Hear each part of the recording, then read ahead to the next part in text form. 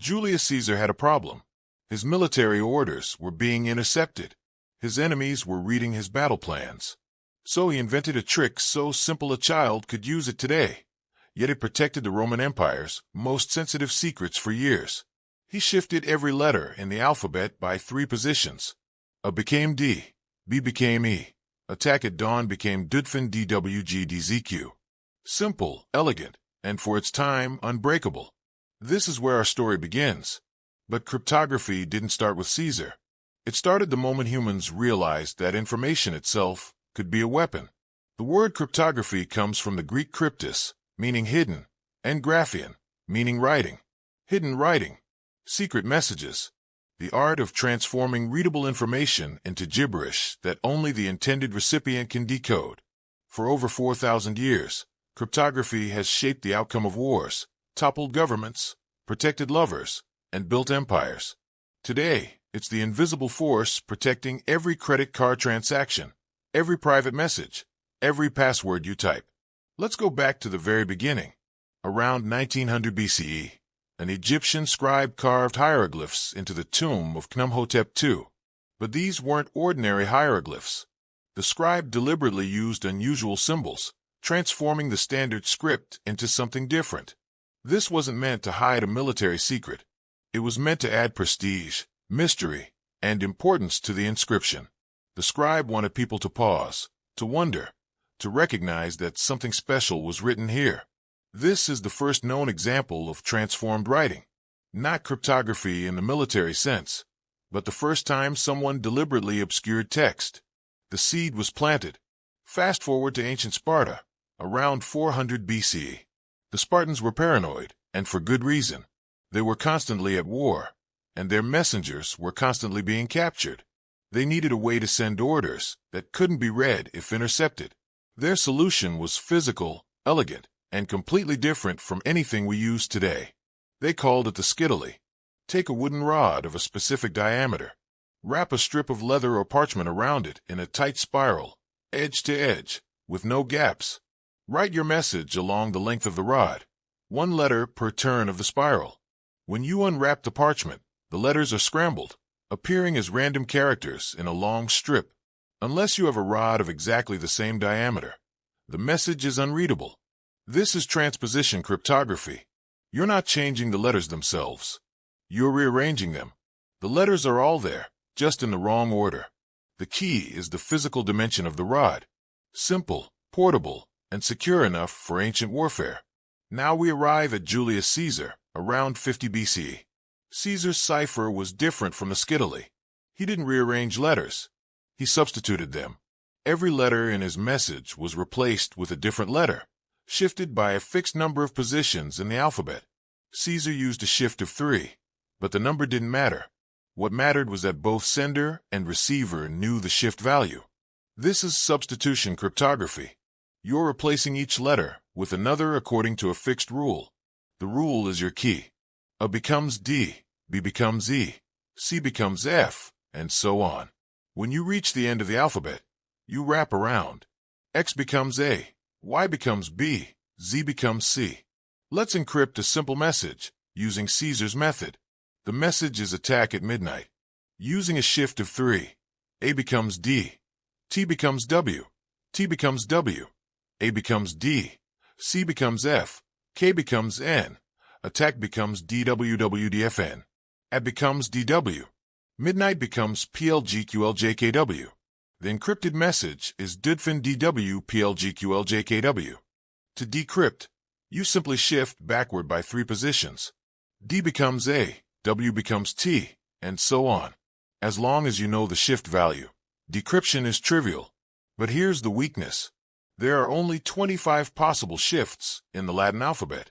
26 if you count shifting by 0, which means no encryption at all. An enemy who intercepts your message can simply try all 25 possibilities. This is called a brute force attack. With Caesar's cipher, brute force takes minutes, not years. Despite this weakness, the Caesar cipher was used for centuries. Why? Because most people couldn't read at all. Literacy was rare. Even if someone intercepted an encrypted message, they likely couldn't read the original language, let alone decrypt it. The cipher added a layer of security on top of the already powerful barrier of literacy itself. The Romans weren't the only ancient civilization using cryptography. The Hebrews had their own method called Atbash, which appears in the Hebrew Bible. Atbash is beautifully simple. You reverse the alphabet. The first letter becomes the last, the second letter becomes the second to last, and so on. In Hebrew, Aleph becomes Tav, Bet becomes Shin, hence the name Atbash. In the Latin alphabet, Atbash works like this. A becomes Z, B becomes Y, C becomes X, and so on. The word trust becomes GIFHG. The elegance of Atbash is that encryption and decryption are identical. Apply Atbash twice, and you get back to the original message. It's its own inverse. Atbash appears in the book of Jeremiah, where Babylon is referred to as Shishak, which is Babel encrypted using Atbash. Scholars debate whether this was intentional cryptography or simply wordplay, but it demonstrates that the concept of letter substitution was well understood in the ancient world. By the early medieval period, around 800 CE, Arab scholars were making breakthroughs that would change cryptography forever. They weren't just using ciphers. They were analyzing them, breaking them. The Islamic Golden Age produced mathematicians and polymaths who approached cryptography as a science, not just a trick. The Arab philosopher Al-Kindi wrote a manuscript called A Manuscript on Deciphering Cryptographic Messages around 850 CE. This is the first known description of cryptanalysis, the art of breaking codes. Al-Kindi introduced a technique called frequency analysis, and it was devastating. Here's how it works. In any language, certain letters appear more frequently than others. In English, the letter E appears about 13% of the time. T appears about 9%. A appears about 8%. At the other end, letters like Z and Q appear less than 1% of the time. These patterns are consistent across almost any large body of English text. If you intercept a message encrypted with a simple substitution cipher, you can count how often each encrypted letter appears. The most common encrypted letter probably represents E. The second most common probably represents T or A. You start making educated guesses, substituting letters, looking for common words like the or and. Slowly, the message reveals itself. Frequency analysis completely destroyed the security of simple substitution ciphers like Caesar's. It didn't matter if you used a shift of 3 or a shift of 17. It didn't even matter if you used a completely random substitution, where A might become K, B might become F, and so on with no pattern. As long as each letter always mapped to the same substitute, frequency analysis could break it. This was a turning point. For the first time, cryptographers realized that making a code wasn't enough. You had to make a code that could resist analysis. The cipher itself had to be mathematically sound, not just superficially obscure. The arms race between code makers and code breakers had begun. Medieval Europe was slow to catch up. For centuries, European cryptography remained primitive compared to the Arabic world. Most encrypted messages used simple substitution or basic transposition. The Catholic Church used some ciphers for diplomatic correspondence, but nothing sophisticated. Then came the Renaissance, and everything changed. As trade expanded and political intrigue intensified, the need for secure communication exploded. City-states in Italy, particularly Venice and Florence, became hotbeds of cryptographic innovation. Diplomats needed to send sensitive information across hostile territories. Merchants needed to protect trade secrets. Lovers needed to hide their affairs from jealous spouses. But before we move into that era, let's understand what had been established by the end of the ancient period. Humans had developed two fundamental approaches to cryptography. Substitution, where you replace letters with other letters or symbols, and transposition, where you rearrange the letters. Both methods had been broken by frequency analysis and pattern recognition. The challenge going forward was clear. Create ciphers complex enough to resist mathematical analysis, yet practical enough to use in the real world. The Skittily, Caesar cipher, and Atbash might seem primitive today. We protect our data with algorithms so complex they require supercomputers to break.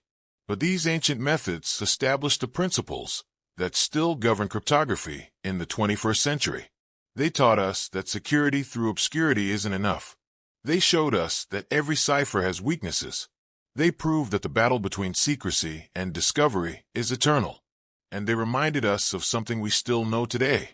Whoever controls information controls power. The ancient world gave us the tools. The Renaissance would give us the art. The 20th century would give us the mathematics. And the digital age would make cryptography the invisible foundation of modern civilization. But we're getting ahead of ourselves. The story of cryptography is long, and we're only at the beginning. February 8, 1587. Mary Queen of Scots walked to her execution. She had been convicted of treason, accused of plotting to assassinate Queen Elizabeth I of England and claimed the throne for herself. The evidence against her was damning, encrypted letters detailing the conspiracy. Mary believed her cipher was unbreakable. She was wrong. Her cryptographer had been careless, and Elizabeth's codebreakers had been brilliant. Mary's encrypted words became her death sentence. This is the story of Renaissance cryptography, where codes became weapons of state, and a single decrypted message could change the course of history. By the 1400s, Europe was waking up. The Renaissance brought new ideas, new technologies, and new problems. Nation-states were forming. Diplomacy was becoming more complex. The printing press meant information could spread faster than ever before. And with all this communication came a desperate need for secrecy. The old ciphers weren't good enough anymore. Frequency analysis had been known in the Arab world for centuries, and by the Renaissance, European cryptanalysts had learned the technique too. Simple substitution ciphers, like Caesar's, were trivially broken. Any cipher where A always became the same letter, where E always became the same letter, could be defeated by counting and guessing. The solution came from Italy in the mid-1400s. An architect and polymath named Leon Battista Alberti was working on a problem. How do you make a substitution cipher that resists frequency analysis? His answer was revolutionary. Don't use one substitution alphabet. Use many. In 1467, Alberti wrote a treatise on cryptography that introduced the concept of polyalphabetic substitution. Instead of replacing it with the same letter every time, you change the substitution as you go. The first A might become D, the second A might become K, the third A might become F. The letter E, which appears so frequently in English and most European languages, would be encrypted as different letters throughout the message. Frequency analysis becomes useless. The patterns disappear. Alberti's practical implementation used two copper discs, one smaller than the other, mounted on a common pin, so they could rotate. The outer disc contained the plaintext alphabet. The inner disc contained a scrambled cipher alphabet. You'd agree with your correspondent on a starting position. Encrypt a few letters. Then rotate the inner disc to a new position. Encrypt a few more letters. Rotate again. The key wasn't just which scrambled alphabet you used. It was when and how you rotated the discs. This was the first polyalphabetic cipher, and it changed everything. But Alberti's system had a weakness. You needed physical discs, and you needed to remember or agree upon when to rotate them. It was more secure than simple substitution, but it was also more complicated and prone to user error. About a century later, a French cryptographer named Blaise de Vigenère refined the concept into something more practical. In 1586, he published a cipher that would bear his name for centuries, even though he didn't actually invent it. The Vigenère cipher became the most famous polyalphabetic cipher in history, and for 300 years, it was considered unbreakable. Here's how it works. You choose a keyword, let's say cipher. You repeat this keyword over and over above your plaintext message. If your message is attack at midnight, you write Cyphers fursif, attack at midnight. Now you use each letter of the keyword to determine the shift for that position. C is the third letter of the alphabet, so you shift the first letter of your message by 3. I is the 9th letter, so you shift the second letter by 9. P is the 16th letter, so you shift the third letter by 16. And so on. Let's encrypt attack. A shifted by C, which is 3, becomes C. T shifted by I, which is 9, becomes B. The second T shifted by P, which is 16, becomes I. A shifted by H, which is 8, becomes I. C shifted by E, which is 5, becomes H. K shifted by R, which is 18, becomes C. Attack becomes KBIC. The beauty of Vigenère is that the same letter in the plaintext can encrypt to different letters in the ciphertext. The two T's in attack became B and I. The two A's became C and I. Frequency analysis doesn't work anymore. You can count letters all day, but the patterns won't reveal themselves. For 3 centuries, the Vigenère cipher was called Le Chiffre Indéchiffrable, the indecipherable cipher. It was taught in military academies, used by diplomats, employed by spies. It seemed mathematically perfect, but it had a weakness. The keyword repeats. If your keyword is cipher, 6 letters long, then the 7th letter of your plaintext uses the same shift as the first letter. The 8th uses the same shift as the second. Every 6 letters, the pattern repeats. This means that if the same word appears twice in your plaintext, and those occurrences are spaced a multiple of 6 letters apart, they'll encrypt to the same ciphertext word. A clever cryptanalyst could look for repeated sequences in the ciphertext, measure the distances between them, and deduce the keyword length.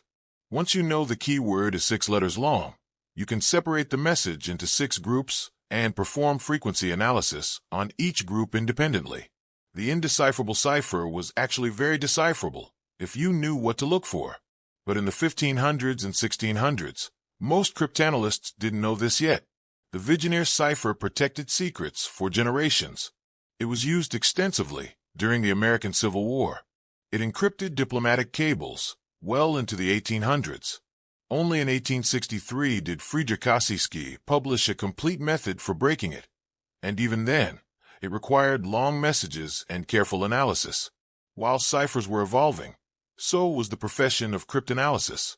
By the Renaissance, every major European power employed codebreakers. The Vatican had some of the best. Venice maintained an entire office of cipher secretaries. England developed a sophisticated code-breaking operation that would ultimately doom Mary, Queen of Scots. Mary's story is worth telling in detail because it perfectly illustrates how cryptography had become a tool of political power. Mary was Queen of Scotland, but she had a claim to the English throne too. She was Catholic, and many English Catholics wanted her to replace the Protestant Elizabeth I. This made Mary dangerous. In 1586, a Catholic nobleman named Anthony Babington hatched a plot to assassinate Elizabeth and install Mary as queen.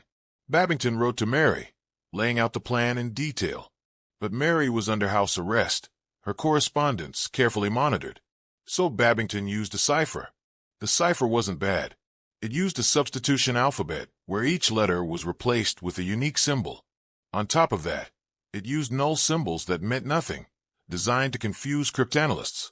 It even had special symbols for common words like and. Babington thought it was secure. Elizabeth's spymaster, Sir Francis Walsingham, thought otherwise.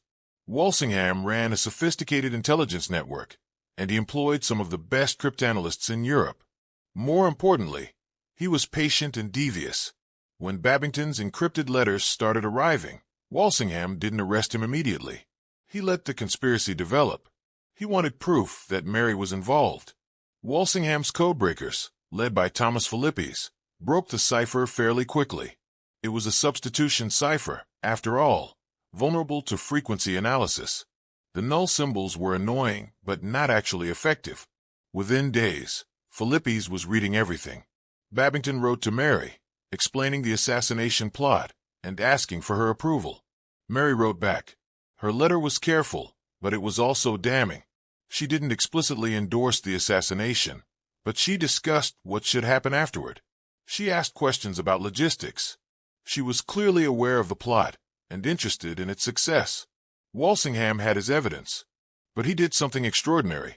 Before delivering Mary's letter to Babington, Philippes added a postscript in cipher, asking for the names of the other conspirators. To Babington, it looked like Mary herself was asking. He replied with a complete list. The trap was sprung. Babington and his fellow conspirators were arrested, tried, and executed in September 1586. Mary was tried for treason. Her encrypted letters were presented as evidence. She argued that the letters were forgeries, that she had never written them. But the prosecution had the original encrypted messages, the decrypted plaintext, and expert testimony on the cipher itself. The case was overwhelming. Mary was found guilty and executed on February 8, 1587. Her head took 3 strokes of the axe to sever. When the executioner lifted it to show the crowd, her lips were still moving in prayer. Cryptography had claimed its first famous victim. The lesson was clear. No cipher is secure if your enemy has better cryptanalysts than you have cryptographers. And in Renaissance Europe, that lesson was learned over and over. But not everyone used cryptography for political intrigue. Some used it for love. Encrypted letters between lovers were common, especially when marriages were arranged and affairs were dangerous. Some used it for business, protecting trade routes and merchant secrets. Some used it simply for the intellectual pleasure of creating and solving puzzles. By the early 1600s, cryptography was evolving in multiple directions. Steganography, the art of hiding messages inside other messages, became popular. You might write an innocent letter about the weather, but every third word spelled out a secret message. Or you'd use invisible ink made from lemon juice or milk, revealed only when heated. Cipher machines started appearing. These were physical devices, like Alberti's disks, but more complex, designed to make encryption faster and less error-prone. Giovanni Battista Porta created a device called the digraphic cipher, which encrypted pairs of letters instead of single letters, making frequency analysis harder.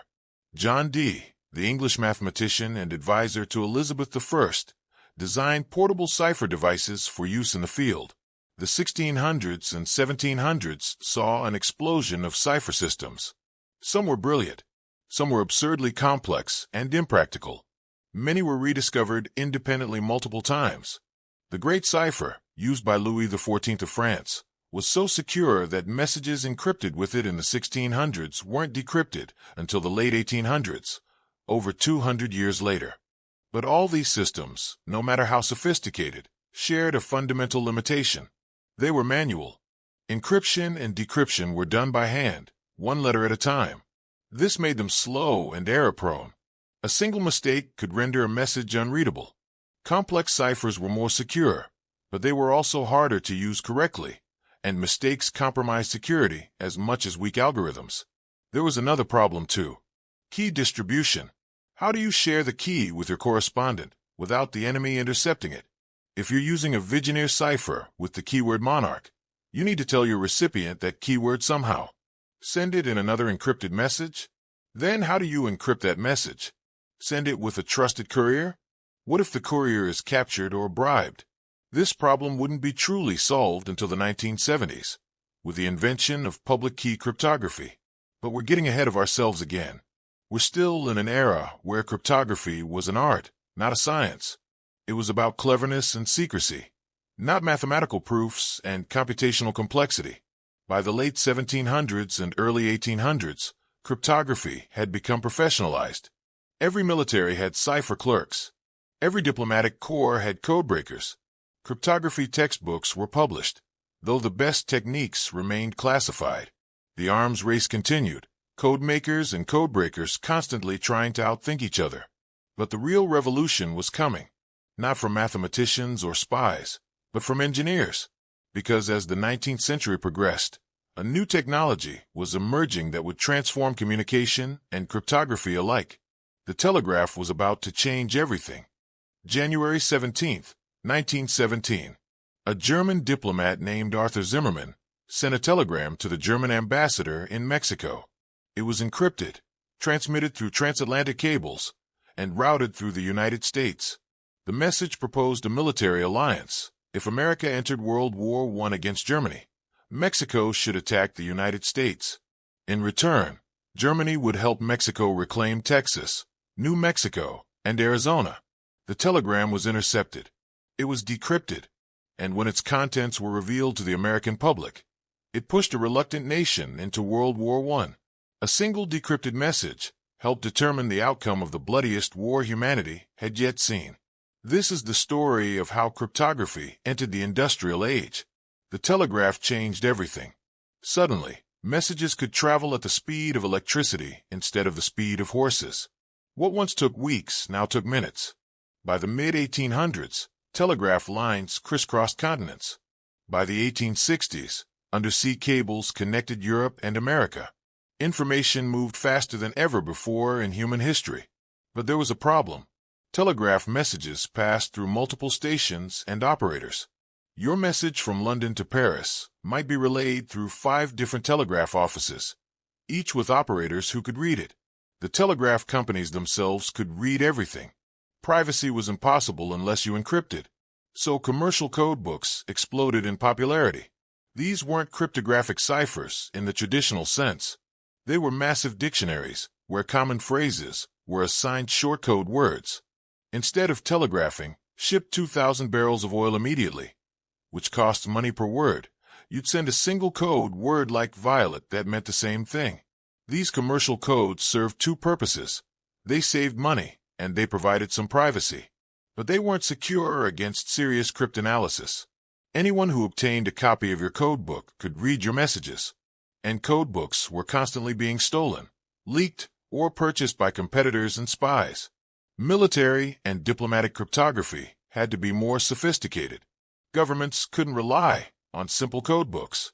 By the late 1800s, major powers were developing complex code systems that combined codebooks with encryption ciphers. You'd replace phrases with code groups, then encrypt those code groups using a cipher. This is called superencryption, and it became standard practice. The American Civil War saw extensive use of cipher telegrams. The Union used several different cipher systems, rotating between them to prevent Confederate codebreakers from getting comfortable with any single system.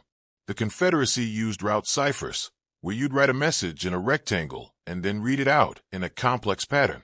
Both sides broke each other's ciphers regularly. The war demonstrated that telegraph cryptography required constant vigilance. A cipher compromised yesterday needed to be replaced today. The speed of telegraph communication meant the speed of cryptanalysis had to increase too. As the 19th century progressed, inventors started mechanizing encryption. Why encrypt by hand when a machine could do it faster and more accurately? The first serious attempt was made by Charles Wheatstone in 1867. His device automated the Playfair cipher, which encrypted pairs of letters instead of single letters. It wasn't widely adopted, but it proved the concept. Other inventors followed.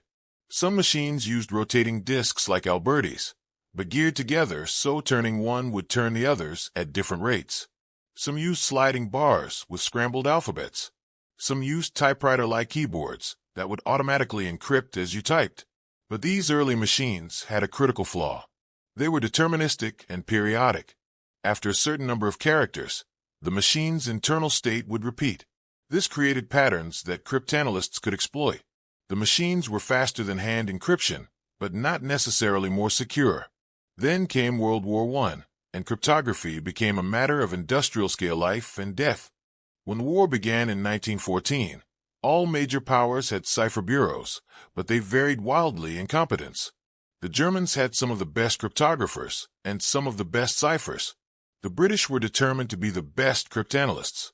The French were skilled at both. The Russians were, frankly, terrible at cryptographic security. Early in the war, the Russians lost 2 cruisers in the Baltic Sea. German divers recovered the Russian naval codebooks from one of the wrecks. The Germans could now read Russian naval communications, but the Russians didn't know their codes were compromised, so they kept using them. Here's where it gets interesting. The British, who were allied with Russia, asked the Russians if they could have a copy of the naval codebooks for coordination purposes. The Russians agreed. Now the British could read Russian communications too. More importantly, the British could read any German communications that mentioned intercepted Russian messages. This helped the British understand what the Germans knew. The Western Front saw constant radio traffic. Radio was new technology, and it was revolutionary for warfare. No more messenger horses getting shot. No more telegraph wires being cut. You could coordinate artillery, aircraft, and infantry in real time. But radio had a massive security problem. Anyone could listen. Both sides intercepted everything.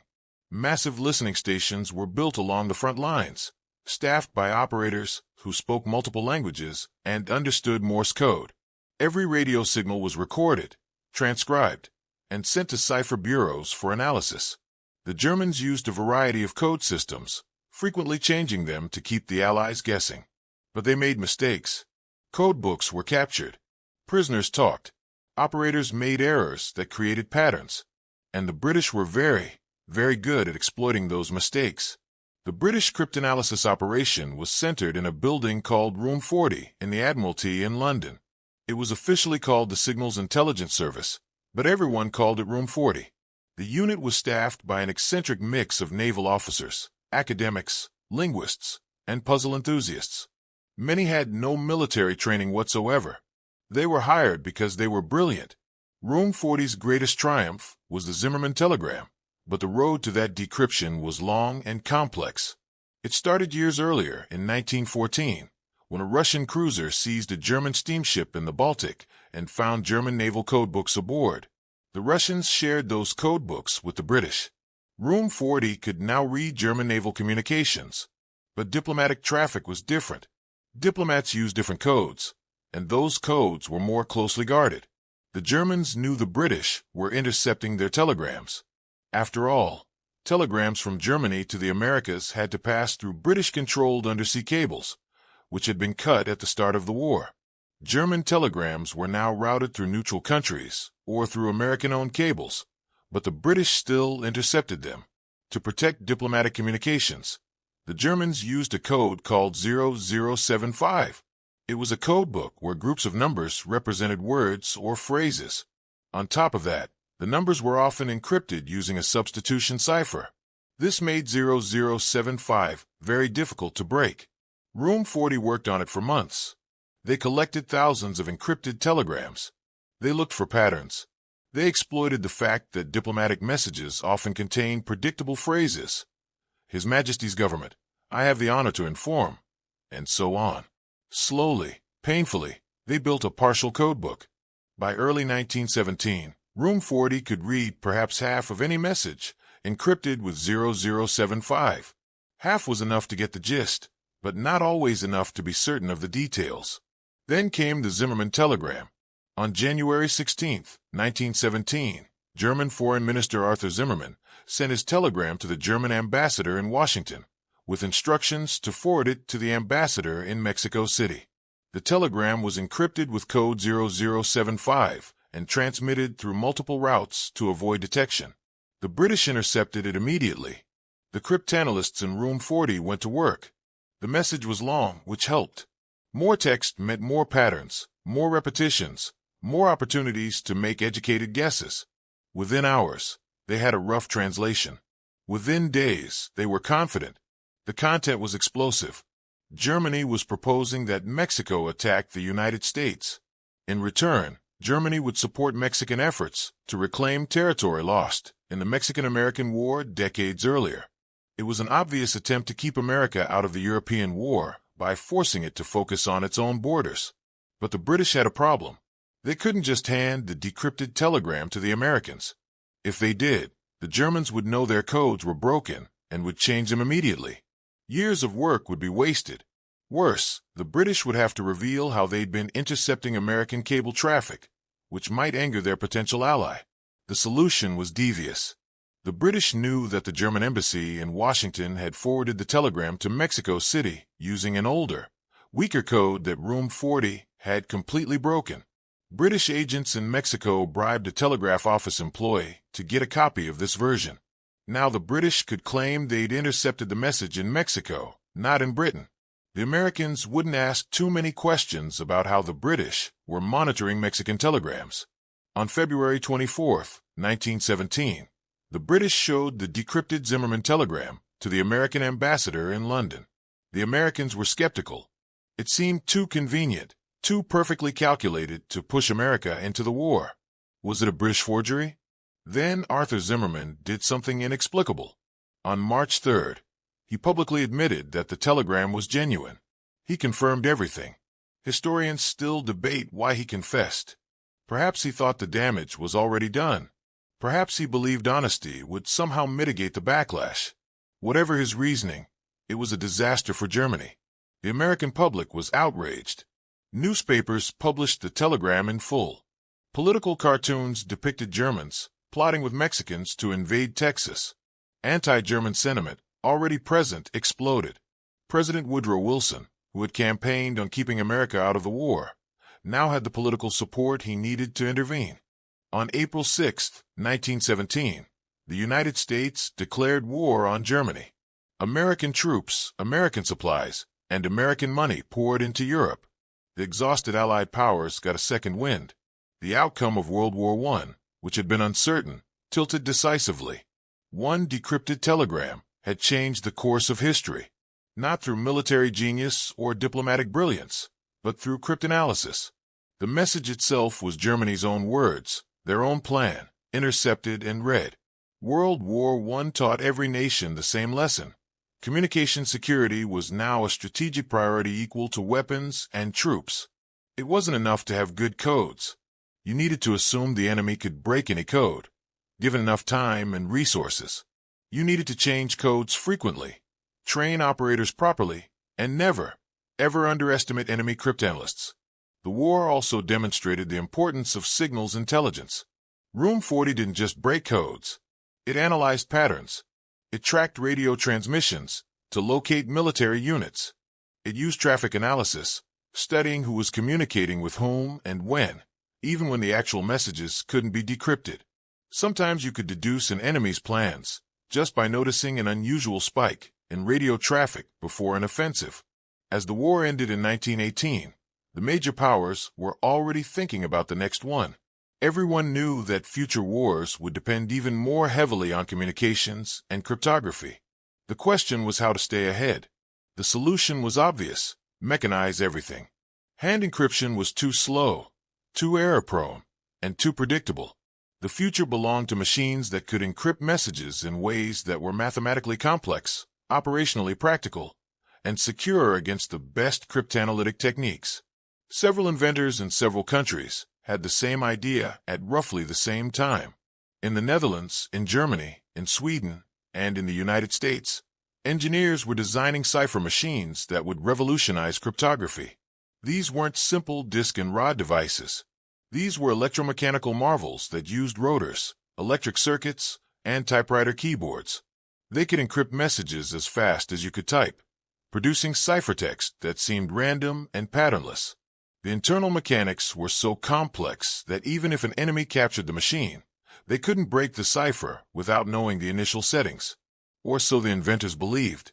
The most famous of these machines was invented by a German engineer named Arthur Scourbius. He called it Enigma. It was compact, portable, relatively affordable, and seemed mathematically unbreakable. The German military adopted it in the 1920s and used it throughout World War II. The Enigma machine would become the most famous cipher device in history. Breaking it would require some of the greatest minds of the 20th century. And the effort to decrypt Enigma traffic would lead directly to the creation of the first programmable computers. But before we dive into Enigma and World War II, we need to understand the interwar period. The 1920s and 1930s saw a strange paradox. Nations were preparing for war, building sophisticated cipher machines and training cryptanalysts. But they were also complacent. World War I had been the war to end all wars. Surely there wouldn't be another. That complacency would prove disastrous, because the next war was coming, and cryptography would play an even more critical role than before. The machine looked ordinary. A wooden box about the size of a typewriter, with a keyboard, a lamp board, and 3 rotors visible under a hinged lid. Nothing about it suggested military importance. You could buy a civilian version in the 1920s for encrypting business correspondence. It was called Enigma, and the Germans believed it was absolutely unbreakable. They were almost right. Arthur Scourbius invented Enigma in 1918, just as World War I was ending. His goal was commercial: sell cipher machines to businesses and governments.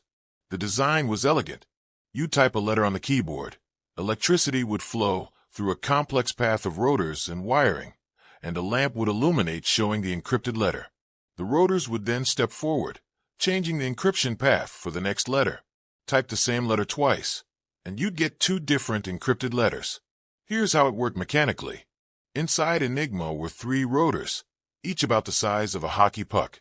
Each rotor had 26 electrical contacts on each face, wired internally in a scrambled pattern. When you pressed a key, Current flowed through the first rotor, then the second, then the third. At the end was a reflector, which sent the current back through all three rotors in reverse, finally illuminating a lamp on the lampboard. The genius was in the movement. After each letter, the right rotor stepped forward one position, like an odometer. After 26 steps, it would cause the middle rotor to step. After 26 steps of the middle rotor, the left rotor would step. This meant the encryption changed with every single keystroke. How many possible combinations? With 3 rotors in any order, that's 6 possible arrangements. Each rotor could start in any of 26 positions. So that's 26 times 26 times 26 different starting positions. Multiply that out. 17,576 initial settings times 6 rotor orders equals 105,456 possible configurations. But Scorpius added more security. In front of the rotors was a plug board, called the Stecker board in German. It looked like an old telephone switchboard, with sockets for each letter and cables to connect pairs. If you plugged A to M, then before the current went to the rotors, A and M would be swapped. On the way back, they'd be swapped again. The military version used 10 cables, swapping 20 letters. How many ways can you connect 10 cables among 26 letters? The number is astronomical. Over 150 trillion possibilities. Combined with the rotor settings, the total number of possible Enigma configurations was approximately 159 quintillion. That's 159 followed by 18 zeros. No human could test all those combinations in a lifetime. No room full of humans could test them in a century. The Germans were confident. Even if an enemy captured an Enigma machine, they couldn't break the code without knowing that day's settings. And the settings changed every 24 hours, distributed to German units in code books. The German military began using Enigma in the late 1920s. By the 1930s, as Hitler rearmed Germany, Enigma became standard for all secure communications. The Wehrmacht used it. The Kriegsmarine used it. The Luftwaffe used it. German spies used it. Millions of messages were encrypted with Enigma during World War II. The Allies needed to break it, not just once, but continuously. Reading German communications would reveal troop movements, naval positions, battle plans, supply lines. Breaking Enigma could shorten the war by years. It could save millions of lives. But how do you break a cipher with 159 quintillion possible keys? The first breakthrough came from Poland. In 1932, the Polish Cipher Bureau recruited a young mathematician named Marian Rejewski. Poland was sandwiched between Germany and the Soviet Union, both hostile powers. The Poles knew war was coming, and they needed every advantage. Rejewski wasn't a traditional codebreaker. He was a mathematician who understood group theory and permutations. When he looked at Enigma, he didn't see an unbreakable cipher. He saw a mathematical problem, and mathematical problems have mathematical solutions. The Poles had obtained some intelligence from a German trader who worked in the cipher office. They had documents showing early Enigma key settings. They had a commercial Enigma machine, which was similar but not identical to the military version, and they had intercepted encrypted messages. Rejewski made a crucial insight. The Germans had a procedure. Operators would choose a random 3-letter message key, encrypt it twice using the day's settings, and send those 6 letters at the beginning of the message. Then they'd reconfigure their machine to the message key and encrypt the actual message. This was meant to add security. It actually created a vulnerability, because the message key was encrypted twice. The first and fourth letters were the same letter encrypted with the same rotor positions. The second and fifth were the same. The third and sixth were the same. This created mathematical relationships that Rejewski could exploit. He built equations, chains of letters that transformed into each other. He looked for patterns in these chains, patterns that stayed consistent across many messages. Slowly, he worked backward from the patterns to deduce the internal wiring of the military Enigma rotors. By late 1932, Rejewski had broken Enigma, not through brute force, but through pure mathematics. The Poles could now read German communications, as long as they could figure out each day's settings quickly enough to be useful. To automate the process, Rejewski designed a machine called the Bomba, a mechanical computer that could test rotor positions at high speed. By 1938, Poland had 6 bombas running, and they were reading German military traffic regularly. But as Germany prepared for war, they made Enigma more secure. They added 2 more rotors to the selection pool, so operators could choose any 3 of 5 rotors. This increased the number of rotor orders from 6 to 60. The Polish bombas couldn't keep up. They'd need 54 more machines, and Poland didn't have the resources or time to build them. In July 1939, with German invasion imminent, the Poles made a desperate decision. They invited British and French intelligence to Warsaw and revealed everything.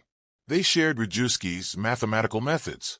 They gave them a reconstructed Enigma machine. They explained the bomba and how it worked. The Poles knew they couldn't win alone. They handed the problem to their allies. 5 weeks later, Germany invaded Poland. The country fell in 35 days. But Poland's gift to the Allies would prove invaluable. The British took over the Enigma problem and moved it to a Victorian mansion called Bletchley Park, about 50 miles north of London. Officially called the Government Code and Cipher School, it would become the most important intelligence installation of World War II. Bletchley Park was chaos organized into genius. The staff was a bizarre mix of mathematicians, chess champions, crossword puzzle experts, linguists, and debutantes who could speak German. Many had no military training. They were recruited from universities, puzzle competitions, and social connections. If you were brilliant and eccentric, you might get a mysterious invitation to do unspecified work of national importance. The head of the cryptanalysis effort against Enigma was a mathematician named Alan Turing. He was 27 years old, awkward, brilliant, and completely obsessed with the problem of mechanical computation. Turing had already published groundbreaking theoretical work on what machines could and couldn't compute. Now he had a practical problem: how to build a machine that could break Enigma fast enough to be useful. Turing refined the Polish bomba concept into something more powerful. He called it the bomb. It was over 6 feet tall, weighed a ton, and was filled with rotating drums that simulated Enigma rotors. The bomb didn't try every possible setting randomly. It used logical deduction to eliminate impossible settings, narrowing down the search space dramatically. Here's how it worked. The cryptanalysts needed a crib, a piece of probable plaintext. They'd look for predictable phrases in German messages. Weather reports often started with Wetter, the German word for weather. Messages to Hitler might include Heil Hitler. The German word for nothing was kein. And if nothing happened that day, reports might say kein besonderen Ereignis. Nothing special to report. Once you had a crib, and you knew where it appeared in the ciphertext, you could set up the bomb to test configurations. The machine would run through possibilities, looking for settings that were consistent with the crib encrypting to that specific ciphertext. Most settings would create contradictions and be eliminated. After 20 minutes, the bomb might find a few possible solutions. Cryptanalysts would test those manually, and one would be correct. By 1940, Bletchley Park had several bombs running. By 1942, they had dozens. At the peak, over 200 bombs were operating in Britain and the United States. They could break most German Enigma traffic within hours. But the Germans kept improving Enigma security. The Navy used a 4-rotor Enigma, which multiplied the complexity by 26. The plug board configurations changed more frequently. The code books were more carefully guarded, and the Germans occasionally suspected that Enigma might be compromised, though they never quite believed it was fully broken. Breaking Enigma wasn't the end of the work. It was the beginning. Once you decrypted a message, you had to translate it, analyze it, and distribute it to commanders who could use the intelligence. But you had to be careful. If the Germans realized their codes were broken, they'd change everything immediately. This led to one of the war's cruelest calculations. Sometimes the Allies would decrypt German plans and have to ignore them, just to protect the source. If the Germans planned to bomb a city and the Allies evacuated everyone, the Germans might get suspicious. Better to let some attacks succeed than to reveal that Enigma was broken. There's a persistent myth that Churchill let Coventry be bombed in November 1940 to protect the Enigma secret. This isn't quite true. The intelligence was ambiguous and arrived too late. But the dilemma was real. How many lives do you sacrifice today to save more lives tomorrow? It was a utilitarian nightmare, and the people at Bletchley Park carried that weight. The intelligence from Enigma decryptions was called Ultra, and it was treated with extraordinary secrecy. Only a handful of commanders knew about it. Ultra material was never mentioned in written orders. If a decision was based on Ultra, commanders had to find another plausible reason to explain it. They'd send reconnaissance flights to discover what they already knew, so there'd be an official explanation. Ultra changed the war in countless ways. In the Battle of the Atlantic, U-boats hunted Allied convoys using encrypted radio communications. Bletchley Park decrypted German naval Enigma, allowing the Allies to route convoys away from U-boat wolfpacks. Historians estimate that Ultra shortened the Battle of the Atlantic by years, preventing the starvation of Britain. In North Africa, Field Marshal Rommel's communications were encrypted with Enigma. The Allies read his supply requests, his troop movements, his battle plans. British commanders knew what Rommel was going to do before his own troops did. Ultra played a major role in the Allied victory at El Alamein. Before D-Day, the Allies read German assessments of where the invasion would land. They knew the Germans expected Calais, not Normandy. They knew which divisions were where. They knew the Germans believed the deception campaign, suggesting Calais was the real target. Ultra didn't win D-Day alone, but it gave the Allies confidence in their deception and surprise. After the war, Eisenhower said that Ultra shortened the war in Europe by at least 2 years. Some historians estimate it saved millions of lives. Without Bletchley Park, without the bombs, without Alan Turing's brilliance, the war might have dragged on until 1947 or 1948, with incalculable additional death and suffering. But here's the strange part. After the war, it all became secret again.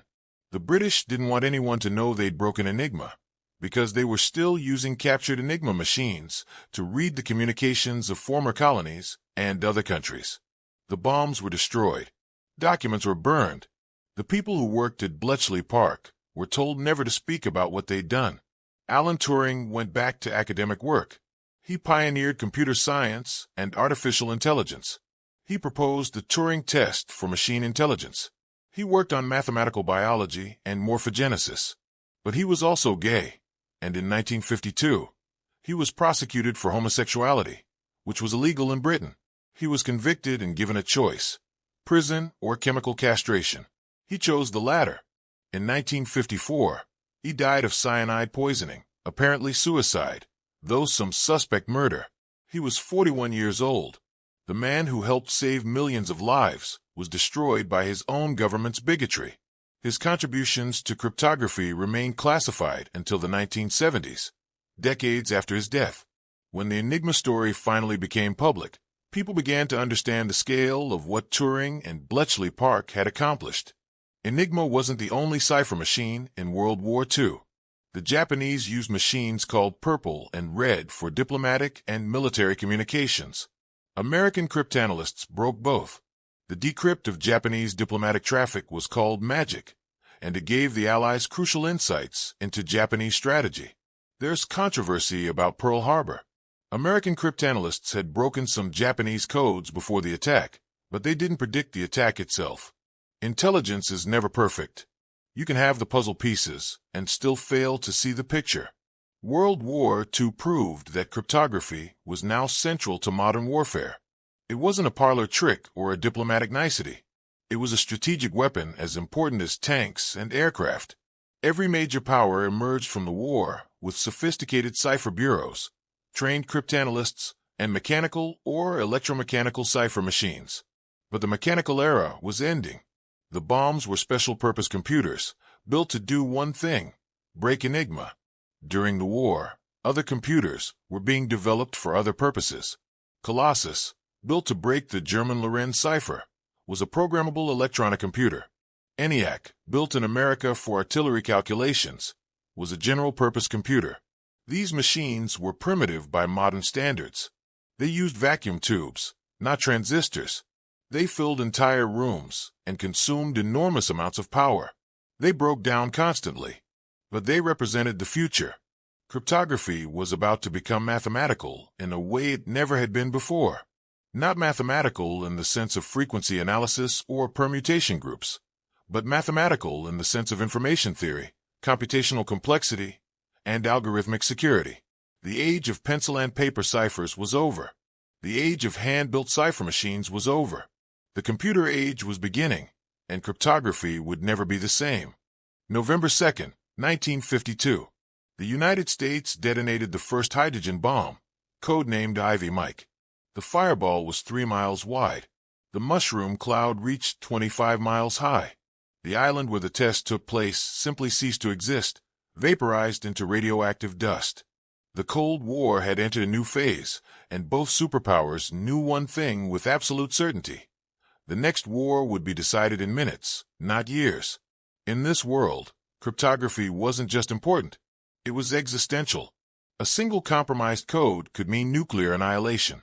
A single broken cipher could reveal missile launch coordinates, submarine positions, or invasion plans. The stakes had never been higher, and the encryption had to be perfect. World War II ended, but the war for information never stopped. It just changed sides and went underground. In 1952, President Truman created the National Security Agency. The NSA's official mission was signals intelligence, intercept, decrypt, and analyze foreign communications. Its unofficial motto became, "In God we trust, all others we monitor." The NSA absorbed the military cipher bureaus, hired thousands of mathematicians and engineers, and became the largest employer of mathematicians in the world. The Soviets had their equivalent, the 8th Chief Directorate of the KGB, later reorganized into other agencies. Both superpowers poured enormous resources into cryptography and cryptanalysis. The budget was classified, the work was classified, and the very existence of some programs was classified. This created a strange situation. Cryptography became a secret science. Academic researchers couldn't publish freely about encryption without government scrutiny. The best cryptographers worked in classified facilities. Their discoveries never shared with the public. For nearly 3 decades, from the 1950s to the 1970s, cryptography split into 2 worlds, the secret government world and the stunted academic world. But let's talk about what was happening in that secret world, as much as we know. The cipher machines of World War II were quickly obsolete. Computers could encrypt faster, more securely, and with greater complexity than any mechanical device. By the 1950s, both superpowers were developing electronic cipher systems that generated key streams using complex mathematical algorithms. One technique dominated, the one-time pad. It's the only encryption method that's mathematically proven to be unbreakable. Here's how it works. You generate a completely random key that's as long as your message. You combine each bit of the message with the corresponding bit of the key using XOR, a simple logical operation. The result looks completely random. To decrypt, you apply the same key using XLAR again. The security comes from the randomness and the one-time use. If your key is truly random, never reused, and kept secret, the encrypted message reveals nothing about the plaintext. No amount of computing power can break it. Even if an enemy tries every possible key, every possible plaintext message would appear equally likely. The cipher is information theoretically secure. The Soviets loved one-time pads. They used them extensively for diplomatic and intelligence communications. Agents would carry one-time pad booklets, using each page once and then destroying it. Moscow Center would have identical booklets. The system worked beautifully, as long as both sides kept the pads secure and never, ever reused them. In the 1940s, the Soviets made a mistake. Due to wartime paper shortages and production errors, they reused some one-time pad pages. American cryptanalysts working on a project called Venona discovered this. Over decades of painstaking work, they decrypted thousands of Soviet intelligence messages from the 1940s. These decrypts revealed Soviet atomic spies, including Klaus Fuchs and the Rosenbergs. They exposed Soviet intelligence networks throughout the U.S. government. The Venona project remained classified until 1995. For 50 years, the U.S. government sat on evidence that could have resolved historical controversies about Soviet espionage. They kept it secret to protect cryptanalytic methods. Even after the Cold War ended, The instinct to classify persisted. But one-time pads had a fatal flaw for most applications: key distribution. You need to securely transmit a key, as long as all the messages you'll ever send.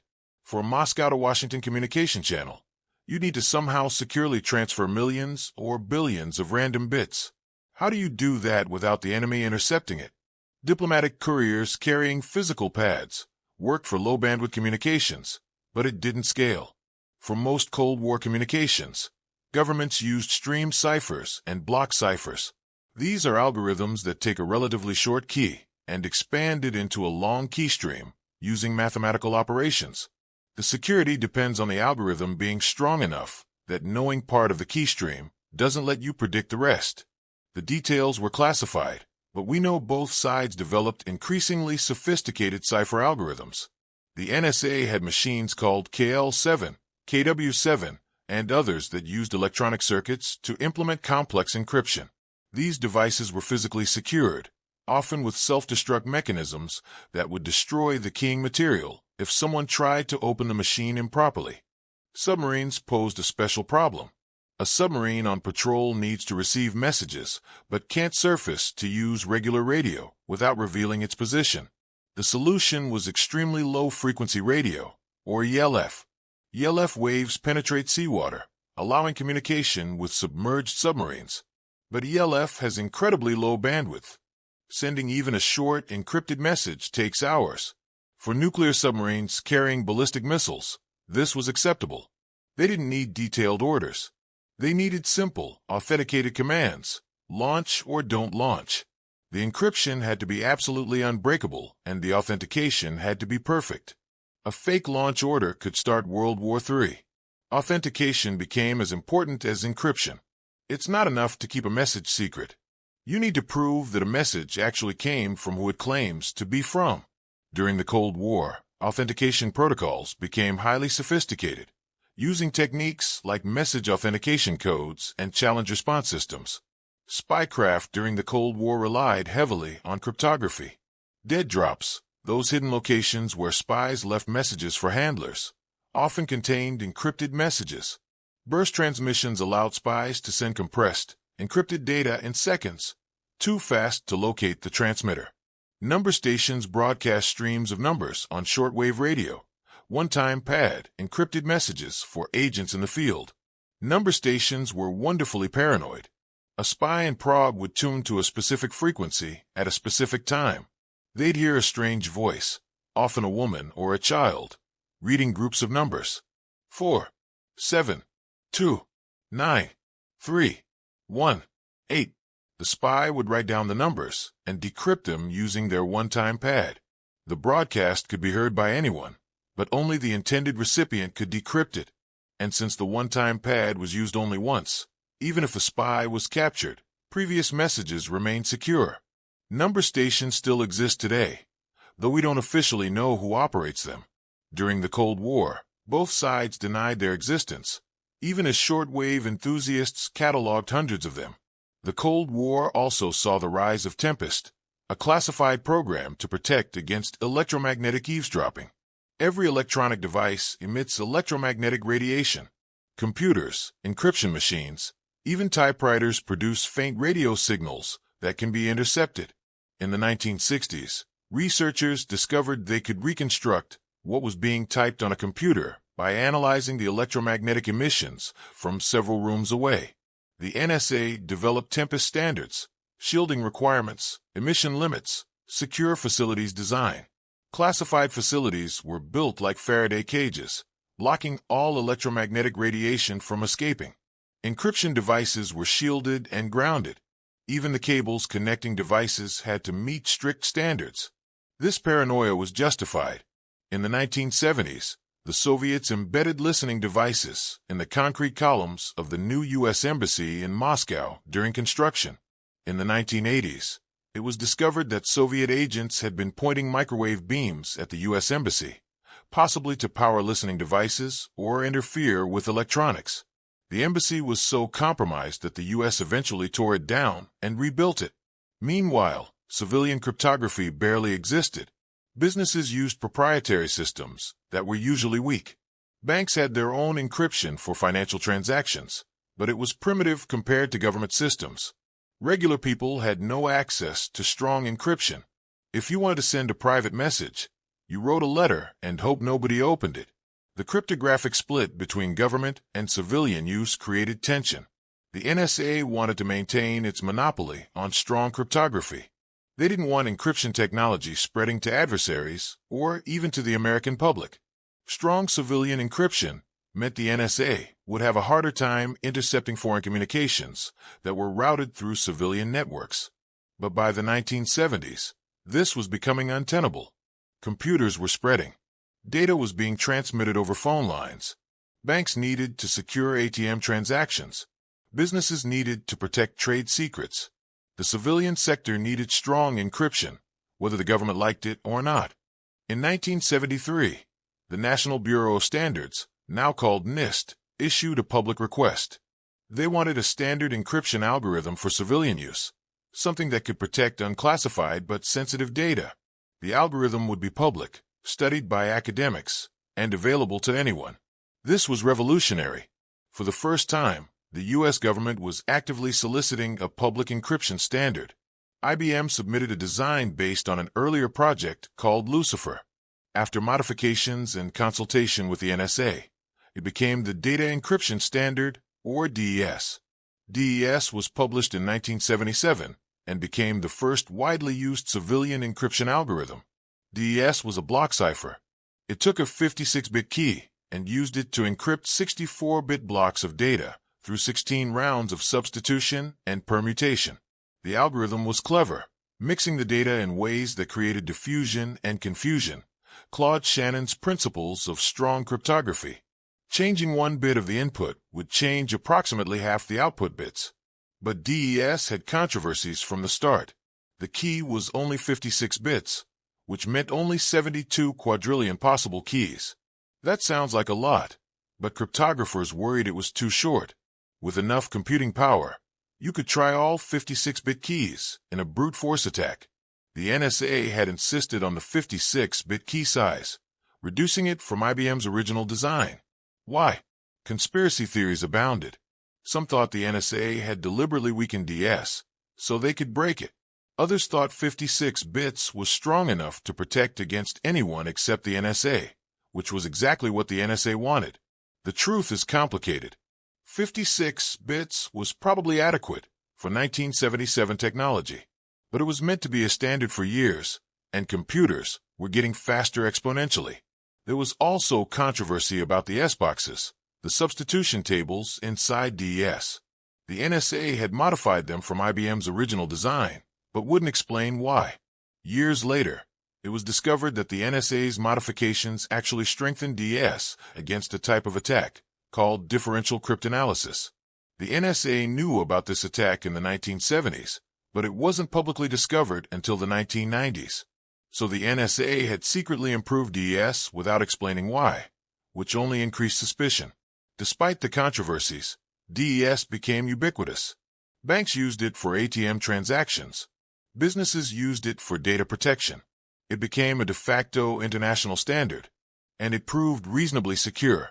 Throughout the 1980s and early 1990s, there were no practical attacks against properly implemented DES, except brute force. But the key length problem loomed larger every year.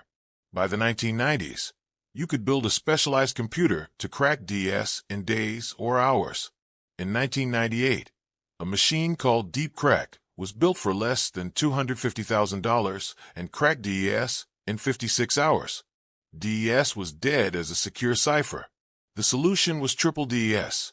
Encrypt with DES, decrypt with a different key, encrypt again with a third key.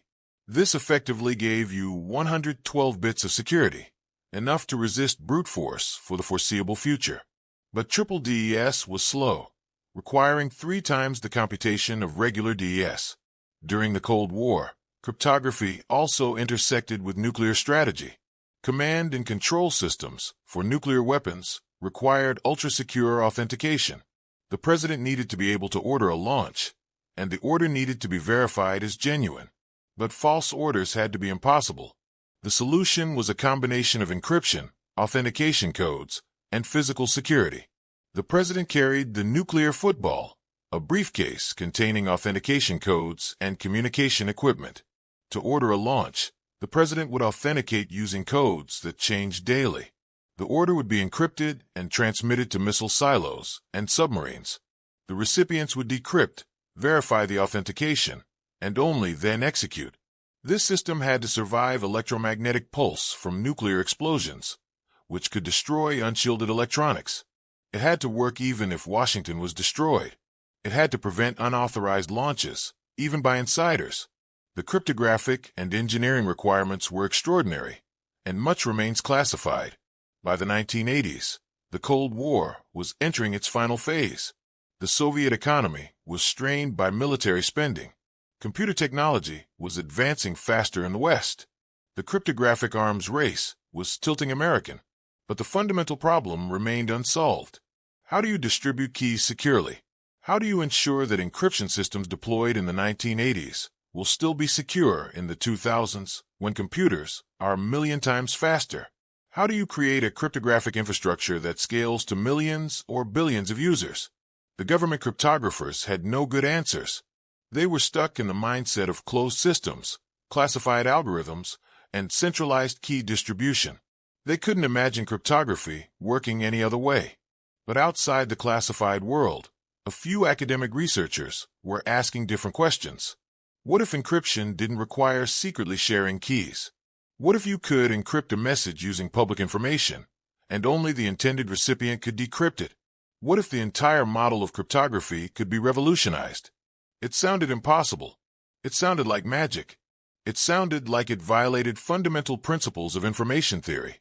But it was possible, and its discovery would change everything. 1976. A mathematician named Whitfield Diffie was frustrated. He was thinking about the key distribution problem, the problem that had plagued cryptography for 4,000 years. Alice wants to send Bob a secret message. They need to share a secret key. But how do they share that key without Eve, the eavesdropper, intercepting it? Every solution just pushed the problem back one step. You can encrypt the key, but then you needed another key to encrypt that key. It was turtles all the way down. Diffie had a radical thought. What if you didn't need to share a secret at all? What if Alice and Bob could establish a shared secret over a public channel, with Eve listening to every word, and Eve still couldn't figure out the secret? It sounded impossible. It sounded like two people agreeing on a secret password, while someone is standing right next to them listening to everything they say. But Diffie believed it was possible. He just needed to figure out how. He found a partner, a cryptographer named Martin Hellman. Together, they worked on the problem for months. They explored mathematical structures that had one-way properties, functions that were easy to compute in one direction but hard to reverse. They looked at modular arithmetic, discrete logarithms, and number theory. And then they found it. A protocol so elegant, so counterintuitive, so mathematically beautiful that it seemed impossible. They called it the Diffie-Hellman key exchange, and it shattered every assumption about how cryptography had to work. Here's the idea using an analogy. Imagine Alice and Bob want to agree on a secret color, but Eve is watching everything they do. Alice and Bob start with a common color that everyone knows, let's say yellow. This is public information. Alice picks a secret color, let's say red. She mixes red with yellow to get orange, and sends the orange to Bob. Bob picks his own secret color, let's say blue. He mixes blue with yellow to get green, and sends the green to Alice. Now Alice takes the green from Bob and mixes it with her secret red. She gets a muddy brown. Bob takes the orange from Alice and mixes it with his secret blue. He also gets the same muddy brown. They now share a secret color that Eve doesn't know. Eve saw yellow, orange, and green, but she didn't see red or blue, and she can't separate mixed colors back into their components. In real Diffie-Hellman, the colors are numbers, and the mixing is modular exponentiation. The mathematical details are complex, but the principle is the same. Alice and Bob can establish a shared secret by exchanging public information, and an eavesdropper can't determine the secret even though they see everything. When Diffie and Hellman published their paper in 1976, titled New Directions in Cryptography, it was a bombshell. They hadn't just solved the key distribution problem. They proposed something even more radical: public key cryptography. Here's the concept. What if you had two keys, a public key and a private key, mathematically related but not derivable from each other? You could publish your public key openly, put it in a directory, share it with everyone. Anyone could use your public key to encrypt a message to you, but only you, with your private key, could decrypt it. This inverts the traditional model. In classical cryptography, the key must be secret. In public key cryptography, half the key is deliberately public. The security comes not from keeping the key secret, but from the mathematical difficulty of deriving the private key from the public key. Diffie and Hellman proposed this concept, but didn't have a complete implementation. They had key exchange working, but not full public key encryption. They knew it should be possible, but they couldn't figure out the right mathematics. A year later, 3 researchers at MIT did. Ron Rivest, Adi Shamir, and Leonard Adelman spent months exploring different mathematical approaches. They tried scheme after scheme, and Rivest and Shamir would propose ideas, and Adelman, the mathematician, would break them, finding flaws in the mathematics. On Passover night, 1977, Rivest was lying in bed, unable to sleep. He was thinking about one-way functions, mathematical operations that are easy in one direction and hard in the other. Multiplication is easy. Factor large numbers is hard. What if you could build encryption around the difficulty of factoring? He worked through the night. By morning, he had the algorithm. By the end of the day, he'd written a paper describing it. Rivest, Shamir, and Adelman had invented RSA, the first practical public key encryption system. Here's how RSA works at a high level. You choose 2 large prime numbers, keep them secret, and multiply them together. The product is part of your public key. To encrypt, you perform modular exponentiation using the public key. To decrypt, you perform a different modular exponentiation using the private key, which is derived from the original prime numbers. The security comes from factoring. If an attacker wants to break RSA, they need to factor the public key back into its 2 prime components. For small numbers, this is easy. For large numbers, it's extraordinarily hard. No efficient algorithm for factoring large numbers has ever been found. With primes that are hundreds of digits long, factoring would take thousands of years, even with supercomputers. RSA was revolutionary, but it was also slow. Public key operations require expensive mathematical calculations. Encrypting a megabyte of data with RSA would take forever. So in practice, you use a hybrid approach. Use RSA to encrypt a random symmetric key. Use that symmetric key with a fast algorithm like DES to encrypt the actual data. The recipient uses their RSA private key to decrypt the symmetric key, then uses the symmetric key to decrypt the data. This hybrid approach gave you the best of both worlds: the convenience of public key cryptography for key distribution and the speed of symmetric cryptography for bulk data. But Diffie-Hellman and RSA were about to run into a massive problem: the United States government. The NSA was not happy.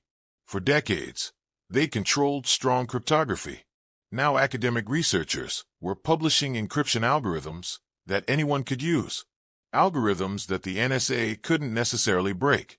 Algorithms that could be used by terrorists, criminals, and hostile nations. The government considered cryptography to be a munition, like missiles or fighter jets. Exporting cryptography required a license from the State Department.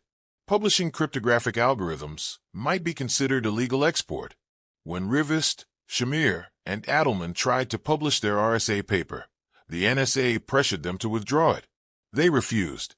Thus began the first crypto war, a battle between cryptographers who wanted to publish and share their research, and government agencies who wanted to control the spread of cryptographic technology. In 1977, an NSA employee named Joseph Meyer gave a talk, suggesting that cryptographers should submit their research to the NSA for review before publication. The academic community was outraged. Science depends on open publication and peer review. The NSA wanted to turn cryptography into a classified field where only government-approved researchers could work. The tension escalated. The NSA funded cryptographic research, but with strings attached. Researchers who took NSA money had to submit their work for review. Some had their papers classified after they were written. The NSA tried to pressure journals not to publish cryptographic research. They suggested that publishing such research might violate arms export regulations. Cryptographers fought back. They argued that mathematics cannot and should not be classified. They argued that open research produces better, more secure systems. They argued that in a democratic society, citizens have a right to private communication. The First Amendment protects publication of scientific research, even research with military applications.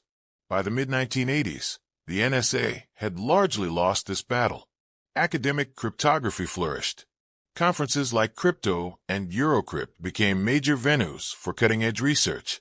Public key cryptography became widely taught in computer science programs.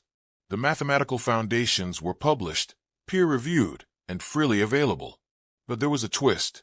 Years later, in 1997, the British government declassified documents showing that researchers at GCHQ, the British equivalent of the NSA, had actually invented public key cryptography before Diffie and Hellman. James Ellis had conceived the concept in 1969. Clifford Cox had invented the RSA algorithm in 1973, for years before Rivest, Shamir, and Adelman. Malcolm Williamson had invented Diffie-Hellman key exchange, also in 1973. But it was all classified. Ellis, Cox, and Williamson couldn't publish. They couldn't tell anyone. Their brilliant discoveries sat in classified files, useless to the world. This is the tragedy of secret science. You can make groundbreaking discoveries, but if nobody knows about them, if nobody can build on them, they might as well not exist. Diffie, Hellman, Rivest, Shamir, and Adelman independently discovered the same mathematics and published it openly. Their work transformed the world. The British researchers get a historical footnote. Meanwhile, public key cryptography was being implemented in real systems. PGP, Pretty Good Privacy, was created by Phil Zimmermann in 1991. It used RSA for key exchange and a symmetric cipher for bulk encryption, implementing the hybrid approach. But PGP was designed for regular people, not governments or corporations. It had a user-friendly interface. It could encrypt emails and files. Anyone could download it for free. Zimmermann believed that privacy was a fundamental human right. He saw authoritarian governments suppressing dissidents and wanted to give people a tool to communicate securely. So he released PGP to the Internet in 1991 as freeware. The government was furious. PGP used strong cryptography, and Zimmermann hadn't obtained export licenses. By putting PGP on the Internet, where anyone in any country could download it, he'd effectively exported munitions without authorization. The federal government opened a criminal investigation. This launched the Second Crypto War, also called the Crypto Wars of the 1990s. The battle lines were clear. On one side, the government, law enforcement, and intelligence agencies argued that strong civilian cryptography helped criminals and terrorists. On the other side, cryptographers, privacy advocates, and tech companies argued that privacy was essential for democracy, commerce, and human rights. The government solution was key escrow. They proposed that all encryption systems should have a backdoor, a way for law enforcement to decrypt communications with a warrant. They developed the Clipper chip, a hardware encryption device with a built-in backdoor. The keys to unlock the backdoor would be held in escrow by government agencies, split between two different agencies, so neither could abuse it alone. The Clipper chip was announced in 1993. The response from the tech industry and civil liberties groups was overwhelmingly negative. People didn't trust the government to hold backdoor keys responsibly. They worried about abuse, mistakes, and foreign governments demanding access to the same backdoors. And cryptographers pointed out that any backdoor is a vulnerability. If the good guys can get in, eventually the bad guys will too. The technical criticism was devastating. A researcher named Matt Blaze found a serious flaw in Clipper's key escrow system. The device was supposed to transmit an identifier that would allow law enforcement to request the right escrow key. But Blaze discovered you could manipulate this identifier, making the backdoor useless, while still appearing to encrypt properly.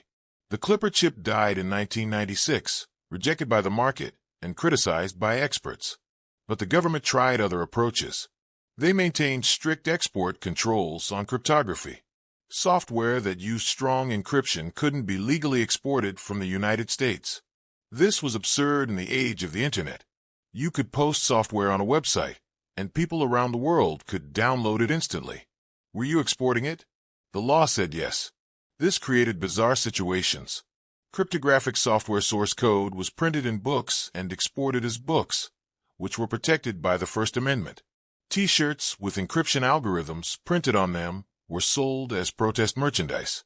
The entire regulatory framework was obsolete, but the government clung to it.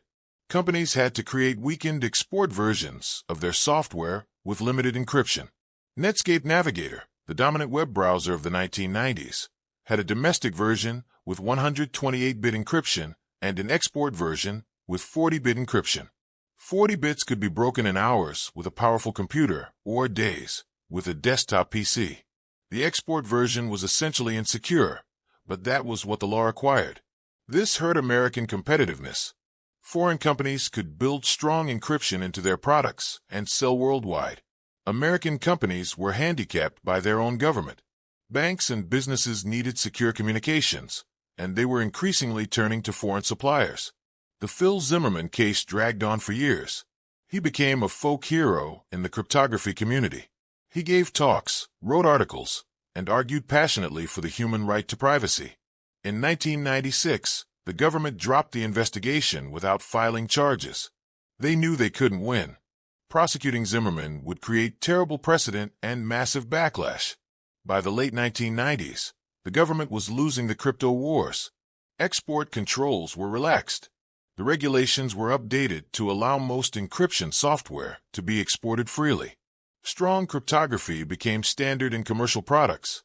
SSL and TLS, the encryption protocols that protect web traffic, became universal. The government made one last major push. In 1999, the FBI testified before Congress, warning that encryption would create a going dark problem. As more communications became encrypted, law enforcement would lose the ability to wiretap. Criminals and terrorists would have secure communications. Investigations would fail. People would die. The counterargument was equally strong. Backdoors make everyone less secure. They're targets for hackers and foreign intelligence services. Mandating backdoors would push criminals to use foreign encryption products that don't have backdoors, so you'd only weaken the security of law-abiding citizens. And fundamentally, in a free society, people have a right to private conversations. The debate continues to this day, but the outcome of the 1990s crypto wars was clear. Strong cryptography won. It became legal, exportable, and widely deployed.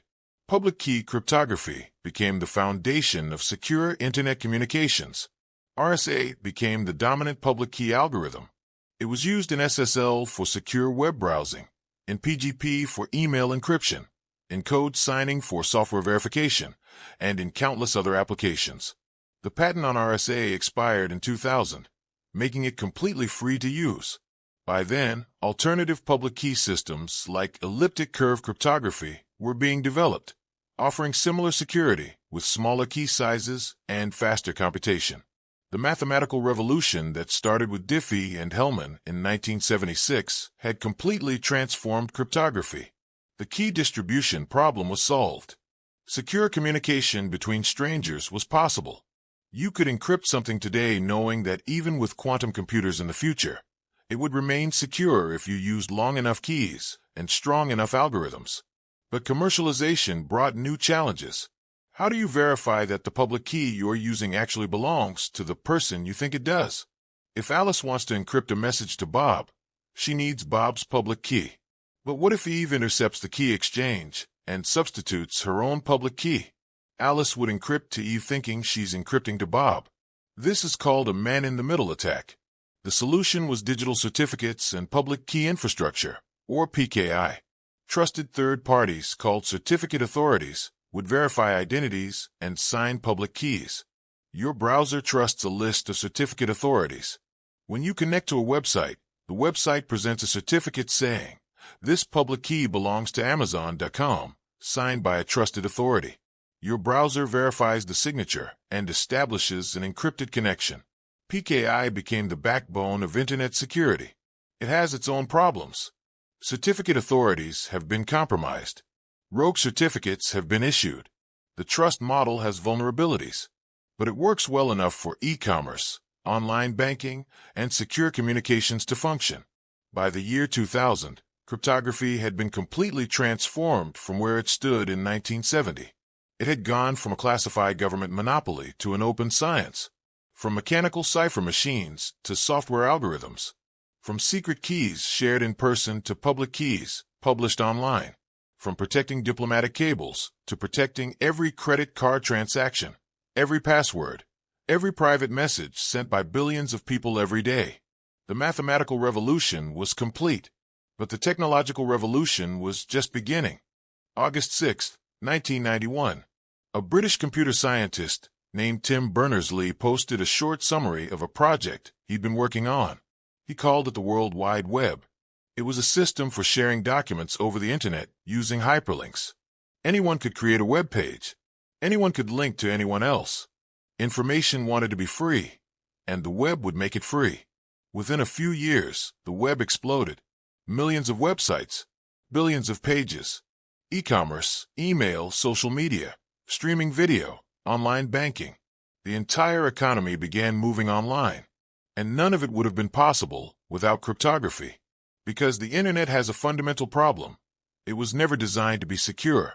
The internet's protocols, developed in the 1970s and 80s, assumed a friendly environment. Universities and research institutions sharing data. Everyone trusted everyone.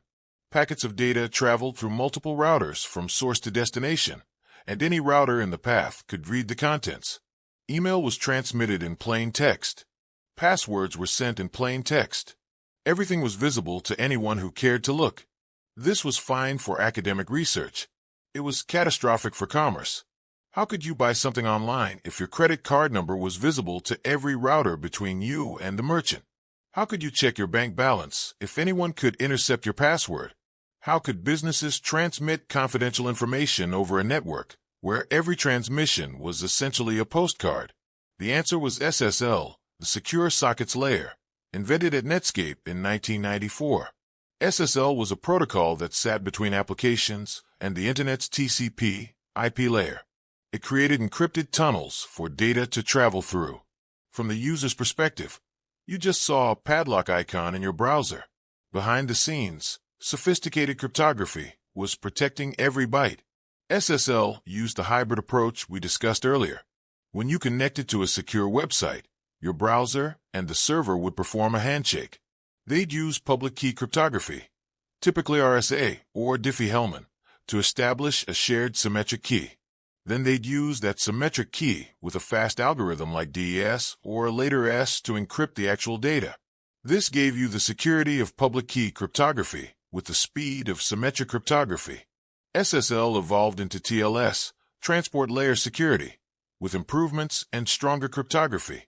But the principle remained the same. By the late 1990s, HTTPS, web pages secured with SSL/TLS, became standard for anything sensitive. Banks, shopping sites, email services, social networks. If you were transmitting private information, you needed HTTPS. This made e-commerce possible. Amazon launched in 1995. eBay launched in 1995.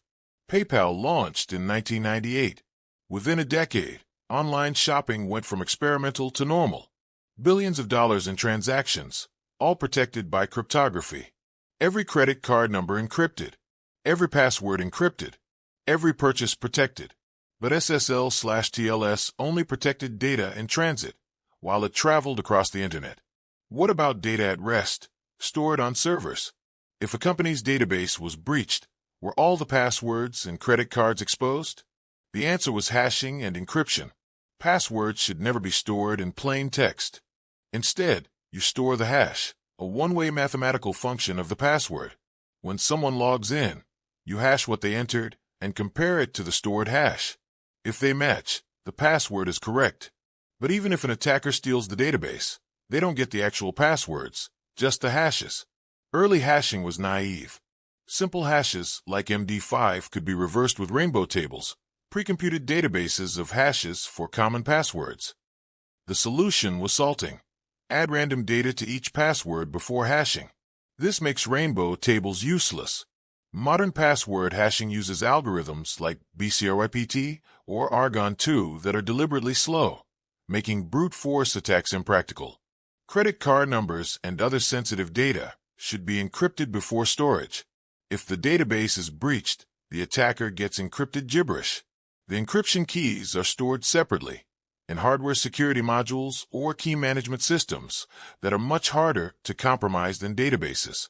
This became standard practice in the 2000s, enforced by regulations like PCDSS for payment cards and HIPAA for medical data.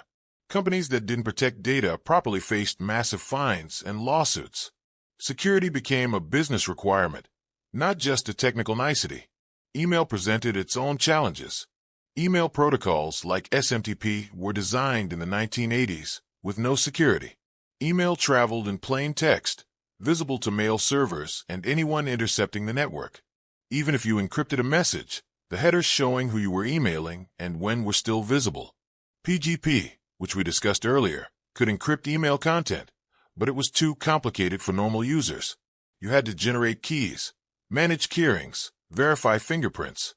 It was beloved by cryptographers and activists but never achieved mainstream adoption.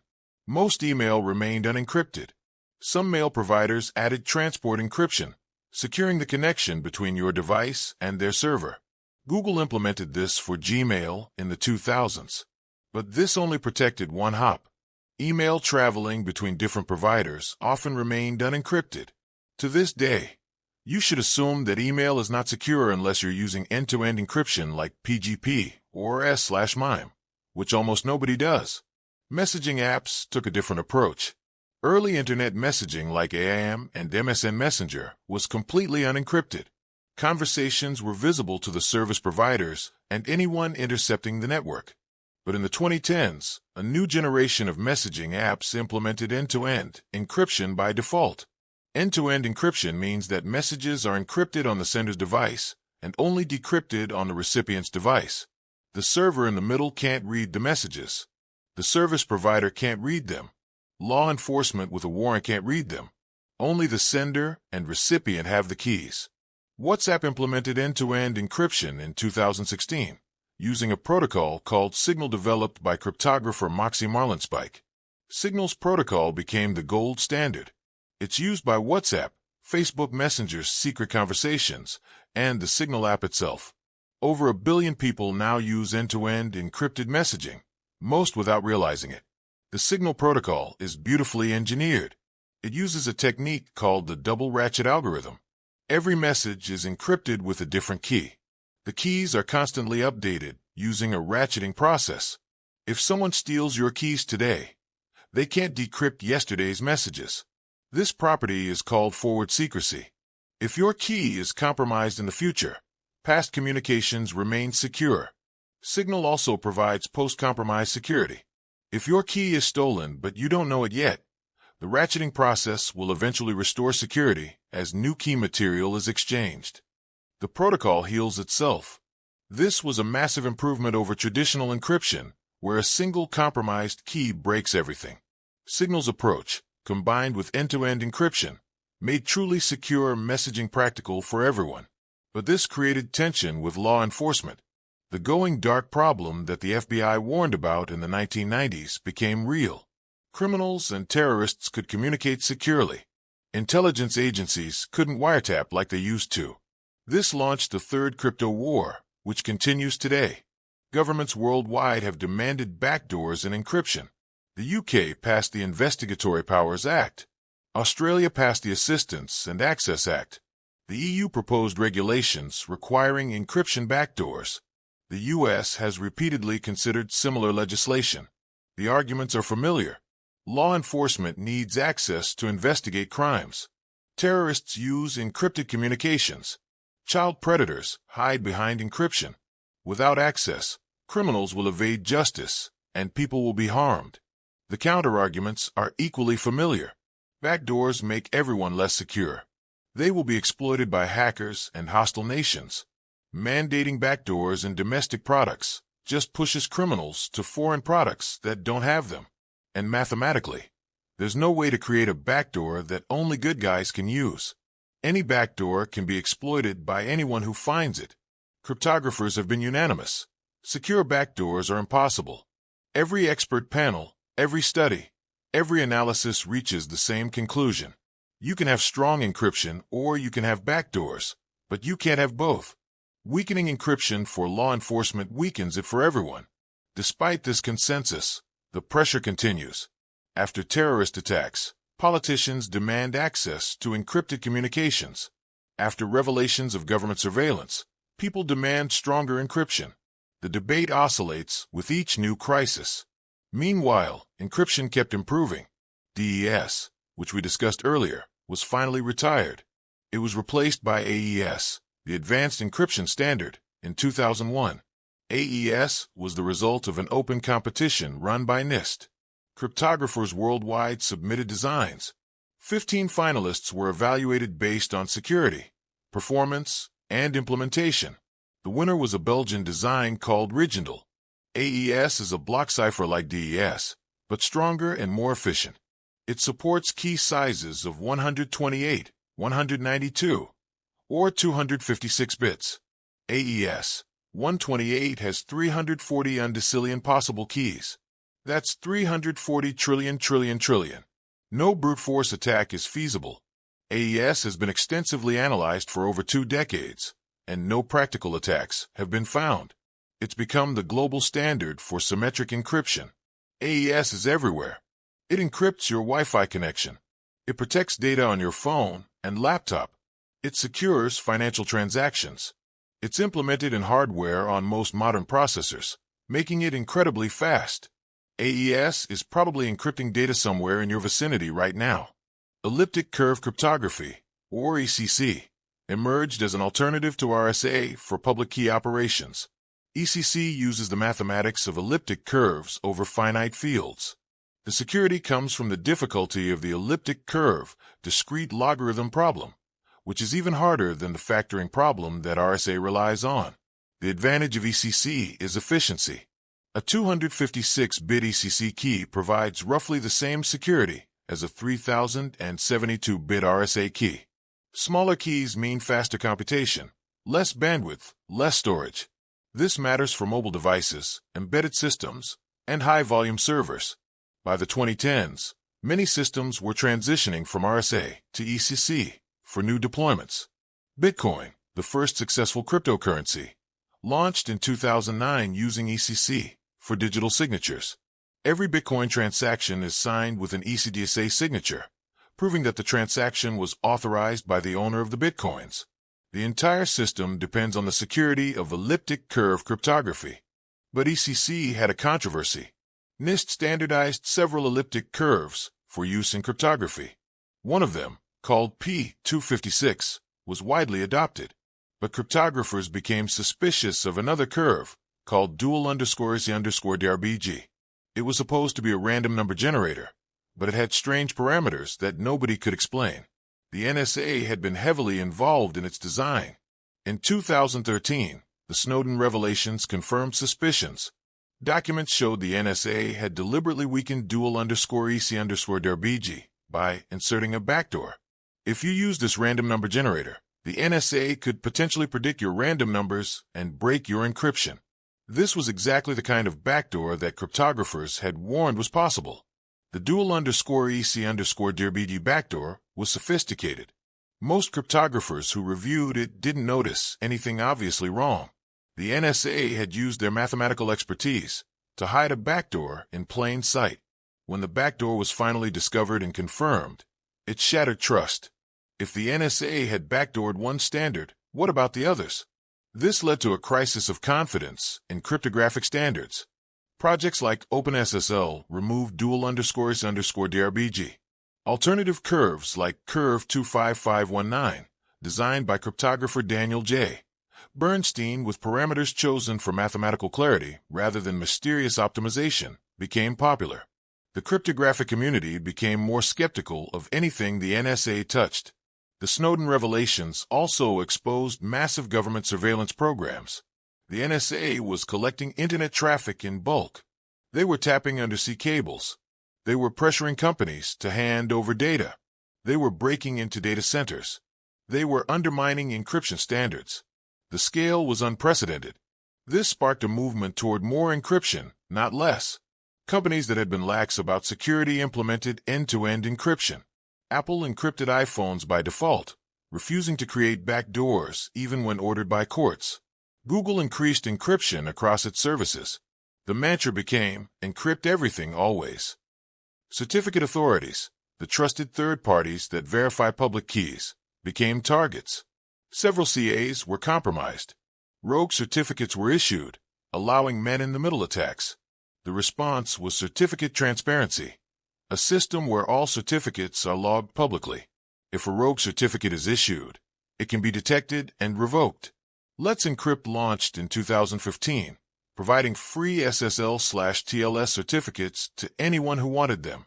Before Let's Encrypt, certificates cost money and required manual renewal. This made HTTPS adoption slow, especially for small websites. Let's Encrypt automated the entire process. Within a few years, HTTPS went from being used by about half of websites to over 90%. The web became encrypted by default. Modern cryptography also embraced formal verification. Rather than trusting that an implementation is correct, you mathematically prove it. Cryptographic libraries like libsodium are designed to be misuse-resistant, making it hard for developers to use them incorrectly. High-assurance implementations undergo extensive review and testing. The days of rolling your own crypto are over. Use well-tested libraries built by experts. Password managers became essential tools. Humans are terrible at creating and remembering strong, unique passwords. Password managers generate random passwords, store them encrypted, and autofill them. Your master password unlocks the vault. This single change dramatically improves security for most people. Two-factor authentication added another layer. Even if someone steals your password, they need a second factor. Something you have, like your phone, or something you are, like your fingerprint. SMS-based two-factor has vulnerabilities, but app-based authenticators, like Google Authenticator or hardware tokens, like YubiKeys, provide strong security. The security model evolved from prevent all breaches to assume breaches will happen. Companies implement defense in depth, encryption, access controls, monitoring, incident response. When breaches occur, and they will, encrypted data minimizes the damage. Regulations like GDPR mandate disclosure of breaches, creating accountability. Zero-knowledge proofs emerged as a powerful tool. They allow you to prove something is true without revealing why it's true. You can prove you know a password without transmitting the password. You can prove you're over 18 without revealing your exact age. Cryptocurrencies like Scash use zero-knowledge proofs to provide transaction privacy while still preventing double spending. Homomorphic encryption promised to allow computation on encrypted data. You could encrypt your data, send it to a cloud server, have the server perform calculations on the encrypted data without decrypting it, and get back encrypted results that decrypt to the correct answer.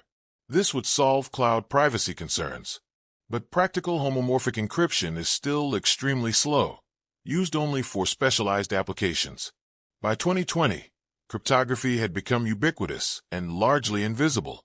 Your phone encrypts your data. Your apps use encrypted connections. Your passwords are hashed.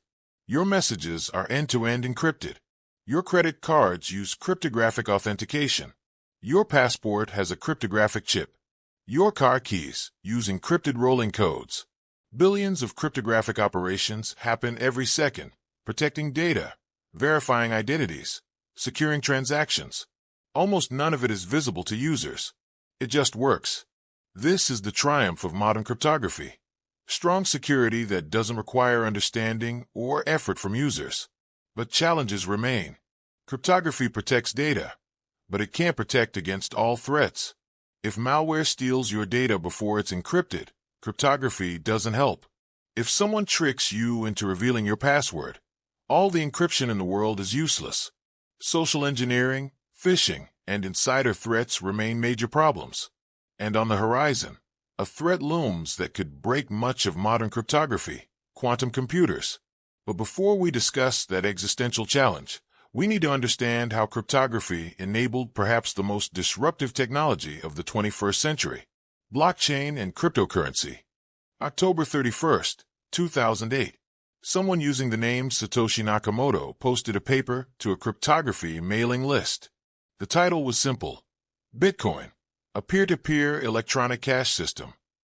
9 pages describing a digital currency with no central authority, no banks, no government backing, just mathematics and cryptography. Most people who read it thought it was interesting but impractical. A few thought it might actually work. Nobody predicted it would create a trillion-dollar industry and fundamentally challenge how we think about money and trust. Bitcoin wasn't the first attempt at digital currency. There had been many before. DigiCash in the 1990s, e-gold in the early 2000s, dozens of academic proposals, and failed startups. They all had the same problem: centralization. Someone had to run the system, maintain the ledger, prevent fraud. And whoever controlled the system could be shut down by governments, could be corrupted, could run off with the money. Satoshi's insight was that you didn't need a central authority. You could replace trust in institutions with trust in mathematics. The system would be peer-to-peer, maintained collectively by everyone participating. No single point of failure. No company to shut down. No CEO to arrest. Just code, cryptography, and consensus. Here's the fundamental problem Bitcoin solved: the double-spending problem. Digital information can be copied perfectly. If I send you a digital file, I still have a copy. But if I send you money, I can't still have that money. How do you create digital scarcity without a central authority keeping track of who owns what? The answer is the blockchain, a public ledger of all transactions, maintained by thousands of computers around the world. Every transaction is broadcast to the network. Miners collect transactions into blocks. Each block contains a cryptographic hash of the previous block, creating a chain. To modify any transaction in history, you'd have to redo all the cryptographic work for that block and every block after it. The amount of computing power required makes this practically impossible. Let's break down how cryptography makes Bitcoin work. Every user has a pair of keys: a private key, which is a random 256-bit number, and a public key, derived from the private key using elliptic curve cryptography. The public key is hashed to create your Bitcoin address. Anyone can send Bitcoins to your address, but only you, with your private key, can spend them. When you want to spend Bitcoins, you create a transaction specifying where the Bitcoin should go. You sign this transaction with your private key using EastDSA, the elliptic curve digital signature algorithm. This signature proves that you, the owner of the private key, authorized the transaction. Everyone on the network can verify the signature using your public key, but only you could have created it. This is public key cryptography applied to money. Your private key is literally the key to your wealth. Lose it, and your Bitcoins are gone forever. No customer service to call. No password reset. The cryptography doesn't care. If you don't have the key, you don't have the money. The blockchain prevents double spending through proof of work. Miners compete to solve a difficult cryptographic puzzle. The puzzle is finding a number such that when you hash the block with that number, the result starts with a certain number of zeros. The only way to find this number is trial and error. Once someone finds it, they broadcast the block to the network. Everyone verifies the proof of work and adds the block to their copy of the blockchain. This proof of work system, first proposed by Adam Back in Hashcash years before Bitcoin, makes attacking the network expensive. To rewrite history, you'd need to redo all the proof of work for the blocks you want to change, and you'd have to do it faster than the rest of the network is creating new blocks. This would require controlling more than half the total computing power of the network, called a 51% attack. For Bitcoin, that would cost billions of dollars in hardware and electricity. The mining process also creates new Bitcoins as a reward. This solved the distribution problem. How do you fairly distribute the initial currency? Satoshi's answer: give it to the miners who secure the network. Mining rewards have every 4 years. Eventually, there will be 21 million Bitcoins total, and no more will ever be created. Scarcity enforced by code. Satoshi mined the first block, the Genesis block, on January 3, 2009. Embedded in it was a headline from that day's London Times: Chancellor on brink of second bailout for banks. A political statement. Bitcoin was born from the 2008 financial crisis, a response to institutional failure and the need for bailouts. It was digital money for a world that had lost faith in traditional finance. For the first year, Bitcoin was essentially worthless. A few cryptographers and programmers mined it as an experiment. In 2010, someone bought 2 pizzas for 10,000 Bitcoins. At today's prices, that's hundreds of millions of dollars. The most expensive pizzas in history. Bitcoin's value gradually increased as more people understood it. Early adopters accumulated Bitcoins. Exchanges appeared where you could trade Bitcoins for dollars. And something unexpected happened. Bitcoin became useful in places where traditional finance didn't work. International remittances, countries with unstable currencies, online black markets. The Silk Road, an online black market launched in 2011, accepted only Bitcoin.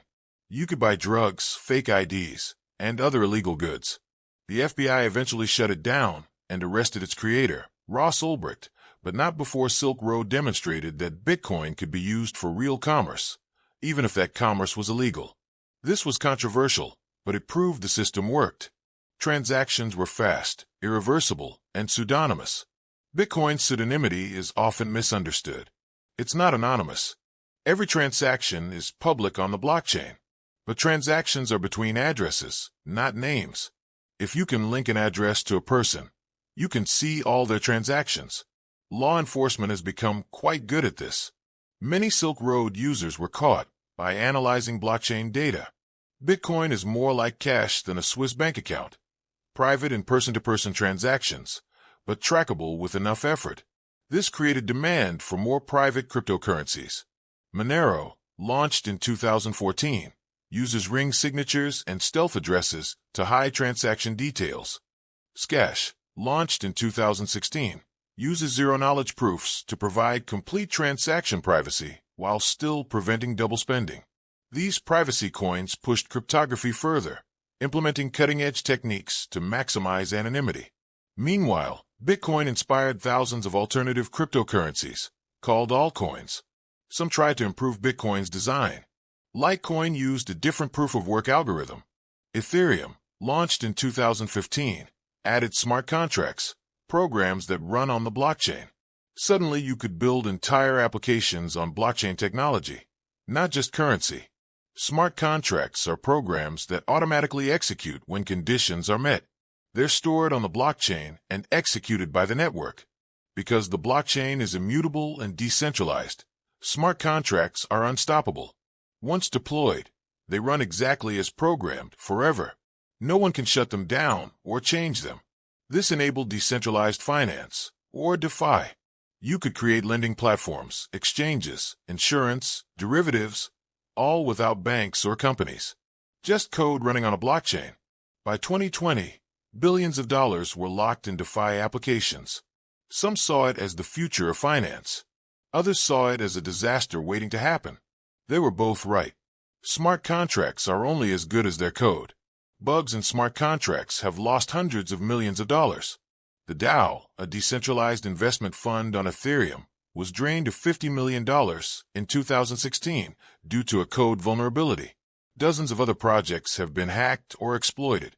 When code is law and code is immutable, bugs become permanent vulnerabilities. The cryptographic foundations of blockchain are generally sound. The real problems are implementation, design, and human factors. People lose their private keys. They fall for phishing scams. They use exchanges that get hacked. They invest in projects they don't understand. Cryptography can secure the system, but it can't protect against human error. Blockchain technology extends beyond currency. It can timestamp documents, proving they existed at a specific time. It can create digital identities that you control, not companies. It can verify supply chains, tracking products from manufacture to sale. It can enable voting systems that are transparent and tamper-proof. Whether these applications are actually better than existing solutions remains controversial. One undeniable impact: Blockchain forced people to think about cryptography. Suddenly, ordinary people were managing cryptographic keys. They were learning about hash functions and digital signatures. They were experiencing the consequences of cryptographic security. Absolute, unforgiving, and empowering. If you secured your keys properly, your wealth was yours and no one could take it. If you lost your keys, your wealth was gone and no one could help you. This created a cultural shift. Cryptography wasn't just for governments and corporations anymore. It was personal. Your financial sovereignty depended on your ability to manage cryptographic keys. This was both liberating and terrifying. The environmental cost of proof of work became controversial.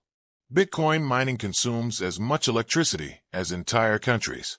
The cryptographic puzzles serve only to secure the network. The computation itself produces nothing useful. Critics called it wasteful. Defenders argued it was the cost of decentralization and security. Alternative consensus mechanisms emerged. Proof of stake, instead of computational work, requires participants to lock up currency as collateral. If they cheat, they lose their stake. This uses far less energy but introduces new security questions. Ethereum transitioned from proof of work to proof of stake in 2022, a massive technical undertaking. Whether it's as secure remains debated. Central banks noticed.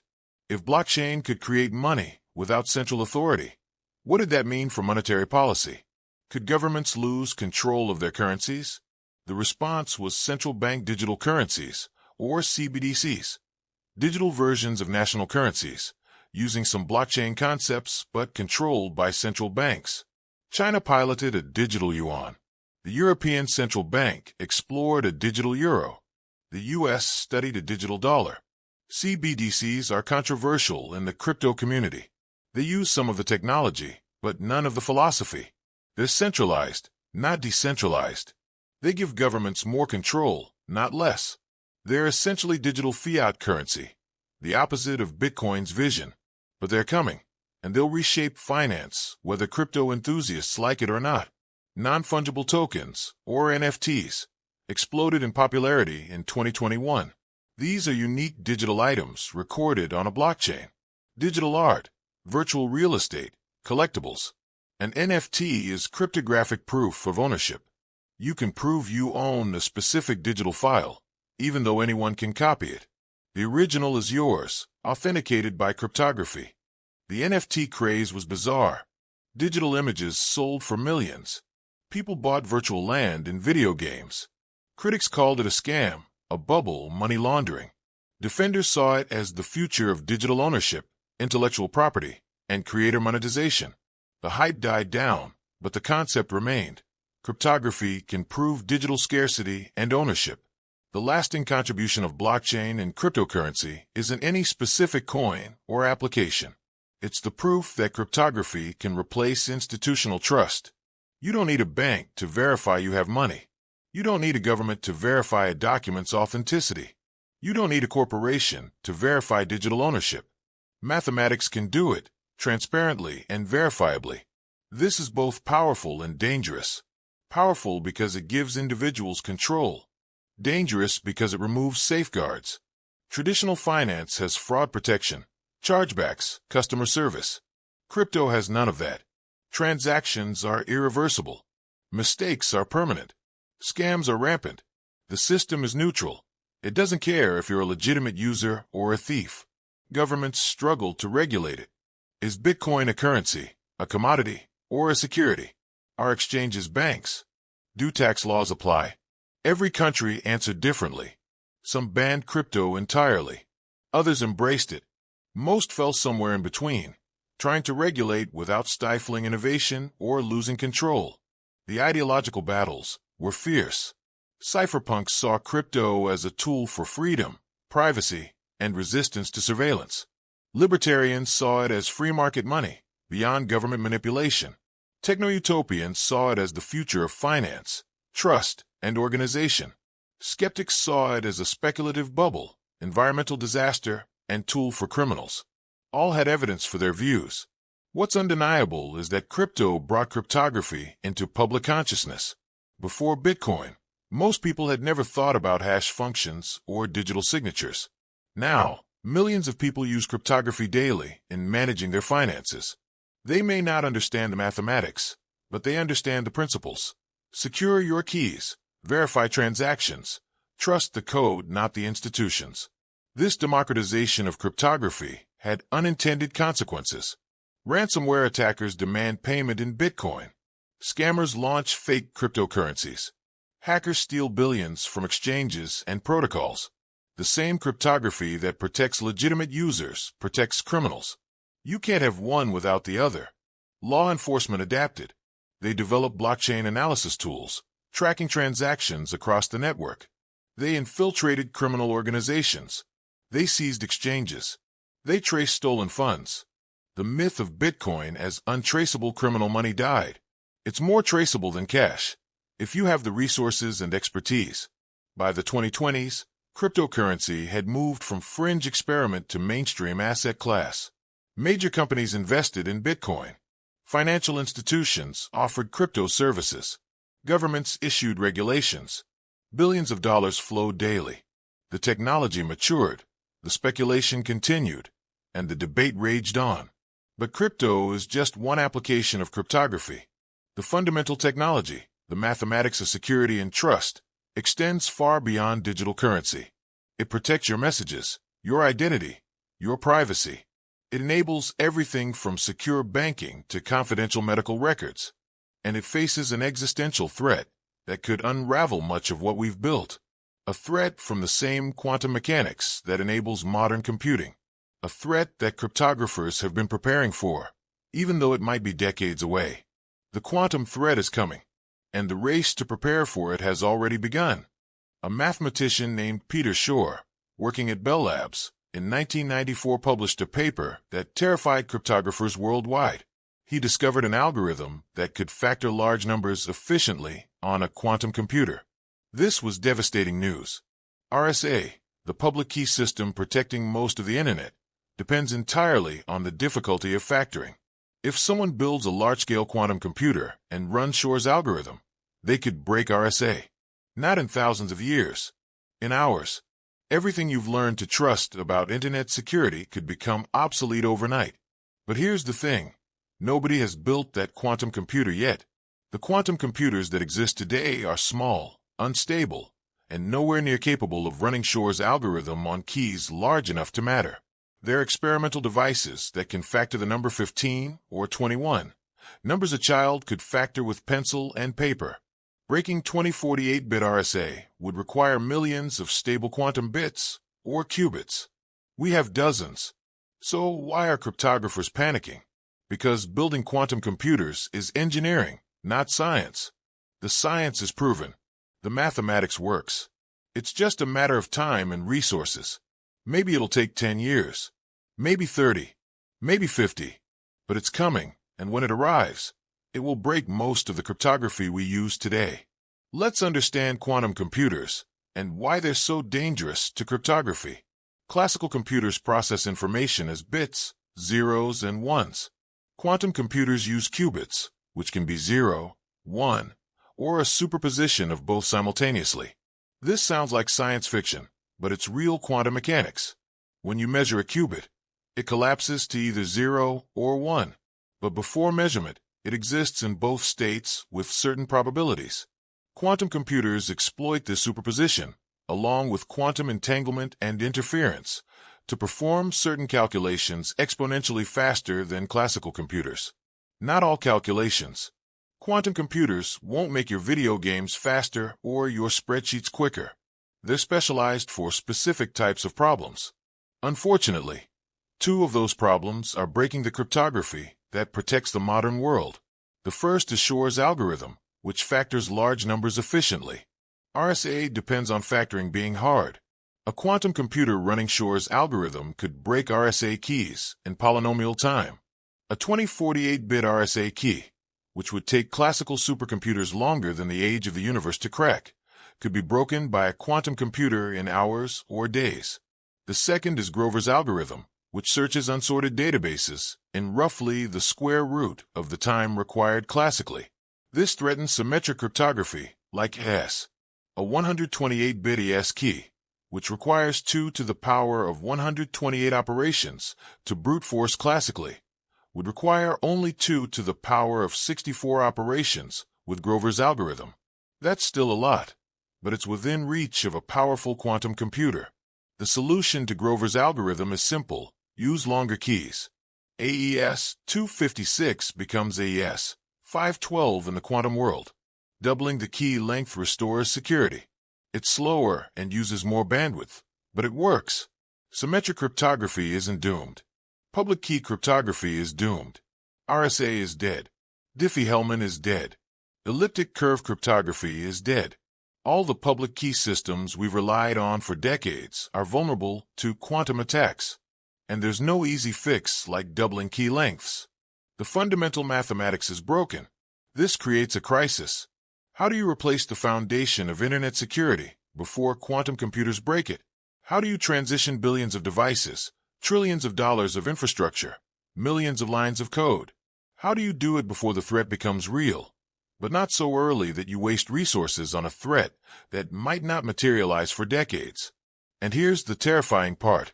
Harvest now, decrypt later.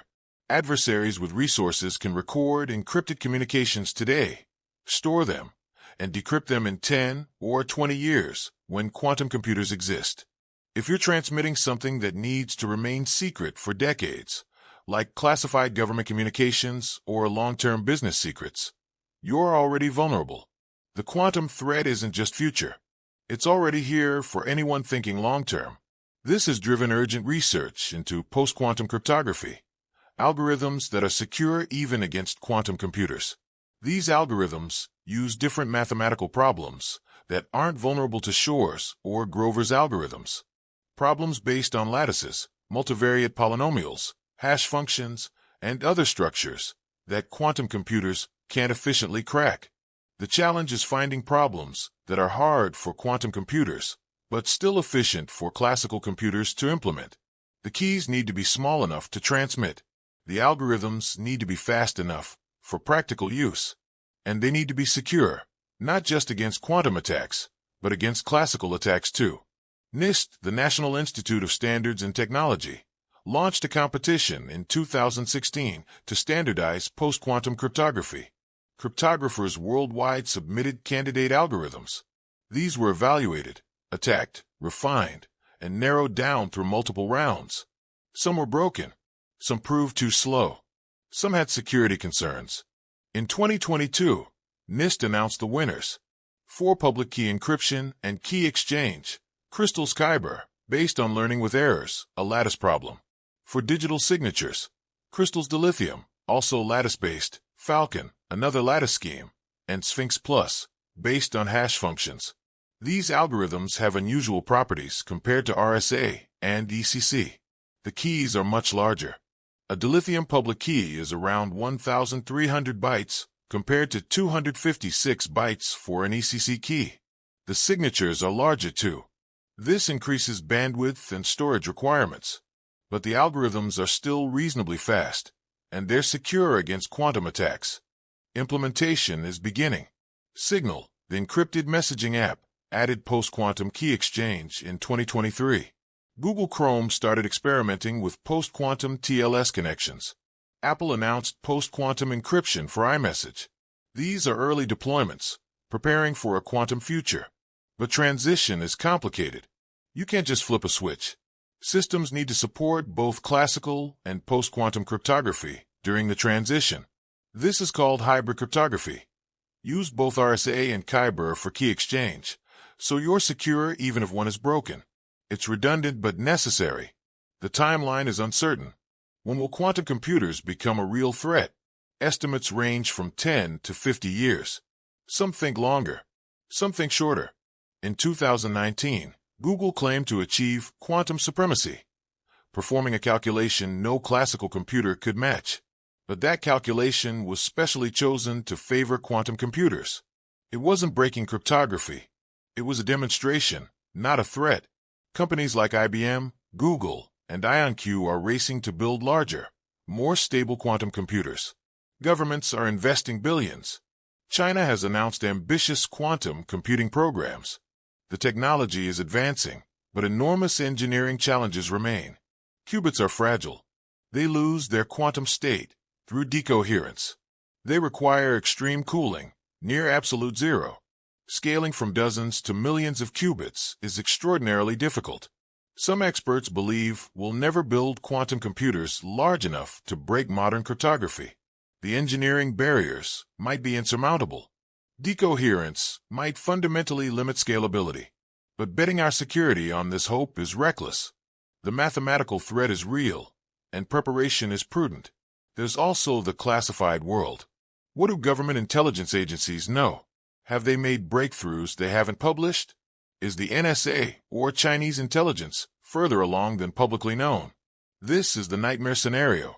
A secret quantum computer breaking current encryption, while everyone thinks they have years to prepare. We know from history that classified cryptography runs ahead of public cryptography. The British invented public key crypto years before it was published. The NSA knew about differential cryptanalysis decades before the public. It's reasonable to assume they're ahead on quantum computing too. How far ahead is the question? This has driven some paranoia in the cryptographic community. Should we trust NIST's post-quantum standards? NIST works closely with the NSA. Could there be backdoors? The dual_EC_DRBG controversy showed the NSA is willing to backdoor standards. Post-quantum algorithms are much more complex than RSA or ECC. Could backdoors be hidden in the mathematics? Most cryptographers believe NIST's process was legitimate. The algorithms went through public scrutiny. The mathematics has been extensively analyzed. Unlike dual_EC_DRBG, there are no suspicious parameters that could hide backdoors. But trust is fragile, and some prefer algorithms like Sphinx Plus that have simpler, more transparent constructions. Another concern is cryptographic agility. Can we replace cryptographic algorithms quickly if a breakthrough breaks them? Can we upgrade systems that are decades old and never designed to be updated? Many embedded systems, industrial control systems, and legacy infrastructure use hard-coded cryptography. Upgrading them is expensive or impossible. This creates long-term vulnerability. Even as new systems transition to post-quantum cryptography, old systems will remain vulnerable for years or decades. Critical infrastructure, medical devices, vehicles, all potentially using cryptography that will become obsolete. The economic cost of upgrading everything is staggering. Some industries are taking it seriously. Finance, government, defense are all planning transitions. Others are ignoring it, betting that quantum computers are far enough away that current systems will be replaced naturally before the threat is real. This is a gamble. If they're wrong, the consequences could be catastrophic. There's also the question of quantum key distribution, or QKD. This is different from post-quantum cryptography. QKD uses quantum mechanics itself to distribute encryption keys in a way that's provably secure against any attack, quantum or classical. If someone tries to intercept the key, quantum mechanics ensures the interception is detected. QKD sounds perfect, but it has limitations. It requires specialized hardware, fiber optic cables, or satellite links, and it doesn't scale easily. It's been deployed for some high-security applications, like government communications and financial networks, but it's not practical for consumer use. You can't do QKD over the regular internet. It requires dedicated infrastructure. For most applications, post-quantum cryptography is the solution. Software algorithms that can be deployed on existing hardware. They're not as fundamentally secure as QKD, but they're practical and should be secure for decades, even against quantum computers. The transition to post-quantum cryptography is one of the largest infrastructure upgrades in history. Every device that uses public key cryptography needs to be updated. Every protocol needs new standards. Every certificate authority needs new certificates. Every programmer needs to learn new algorithms. The scope is overwhelming, but it's necessary. The alternative is accepting that someday, perhaps suddenly, our cryptographic security will collapse. Banking systems compromised. Government communications exposed. Digital signatures forged. Cryptocurrency stolen. The entire digital infrastructure of civilization vulnerable. This brings us to a philosophical question. What is cryptography for? Is it to enable privacy and security for everyone? Or is it a tool of power, where those with the best cryptanalysts control those without? Throughout history, cryptography has been both a tool of liberation and a tool of control. The quantum threat sharpens this question. If quantum computers can break current encryption, whoever has quantum computers first gains enormous power. They can break everyone else's encryption while keeping their own secure with post-quantum algorithms. This creates strategic imbalance and temptation for preemptive attacks. Some argue cryptography should have backdoors to prevent this scenario. If everyone's encryption can be accessed by legitimate authorities, quantum computers just shift who can access it. Others argue this misses the point. Backdoors create vulnerability for everyone. Better to have strong encryption that protects against all attackers, quantum or classical. The debate continues, but the technology moves forward. Post-quantum cryptography is being deployed. Quantum computers are being built. The race is on, and the stakes are everything we've built our digital society on. We're in a strange transition period. Our current cryptography works perfectly well against all known attacks, but it's living on borrowed time. The quantum sword is being forged, and when it's ready, it will cut through our defenses. Unless we've already transitioned to quantum-resistant cryptography, unless we've upgraded our infrastructure, unless we've prepared, history suggests we won't be ready. The transition will be messy, incomplete, and painful. Some systems will be upgraded in time. Others will be compromised. There will be casualties, financial losses, security breaches. But eventually, we'll emerge with a new cryptographic foundation, hopefully stronger and more resilient. And then, perhaps decades later, someone will discover a new attack, a new computer paradigm, a new mathematical breakthrough, and the cycle will begin again. Because that's the nature of cryptography. It's an eternal arms race between attack and defense, between secrecy and discovery. For now, we're in the calm before the quantum storm, using cryptography that works, knowing it won't work forever, preparing for what comes next, and hoping we're ready when the future arrives. For 1,000 years. That's how long we've been hiding secrets. From Egyptian scribes carving unusual hieroglyphs to quantum-resistant algorithms running on your smartphone. From Caesar's simple shift cipher to mathematics so complex that breaking it would require computers that don't yet exist. The story of cryptography is the story of human civilization's relationship with secrets, power, and trust. Let's trace the thread. In the ancient world, cryptography was about prestige and military advantage. The Spartans with their scytale, Caesar with his shift cipher. Simple methods that worked because most people couldn't read at all. The barrier to entry was literacy itself. Then came the mathematical breakthrough. Arab scholars in the 9th century discovered frequency analysis and turned code breaking into a science. Suddenly, cleverness wasn't enough. You needed mathematics. You needed to understand patterns and probability. The arms race had begun in earnest.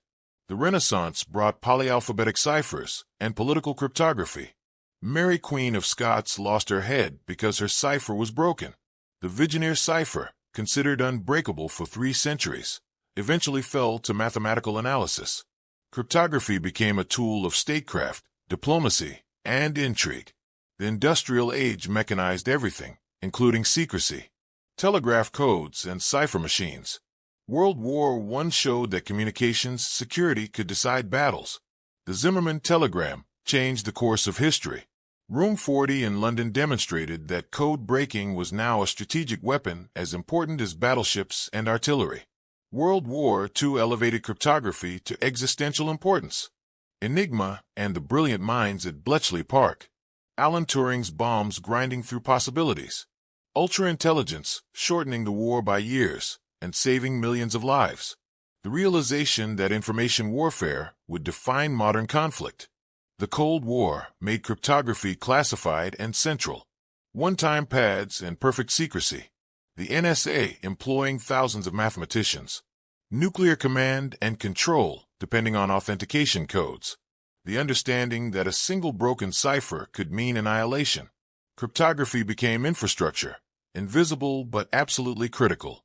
Then came the revolution. Diffie and Hellman breaking the key distribution problem.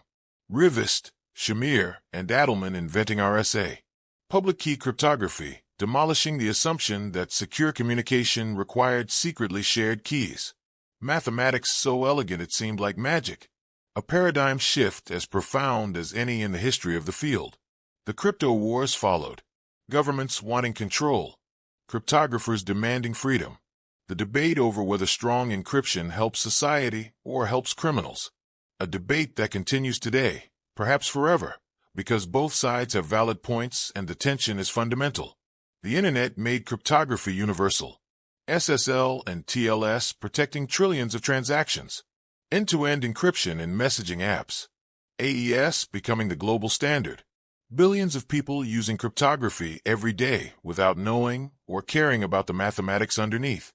Security that just works, invisible and essential. Blockchain and cryptocurrency brought cryptography to finance. Bitcoin proving that mathematics could replace institutional trust. Smart contracts executing automatically on immutable ledgers. The democratization of cryptography, where ordinary people manage their own keys and experience both the power and the peril of absolute cryptographic security. And now we stand on the edge of another revolution.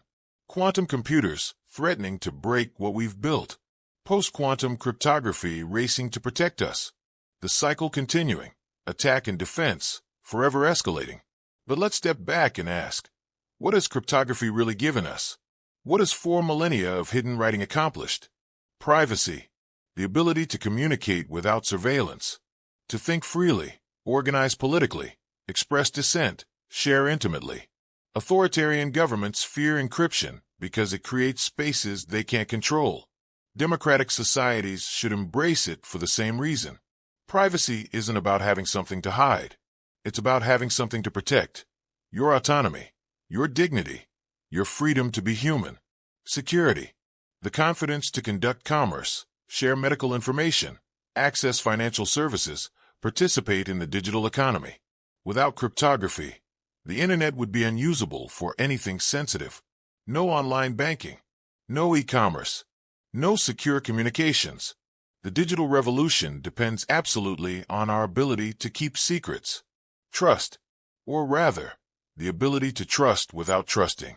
Digital signatures let you verify authenticity without knowing the signer personally.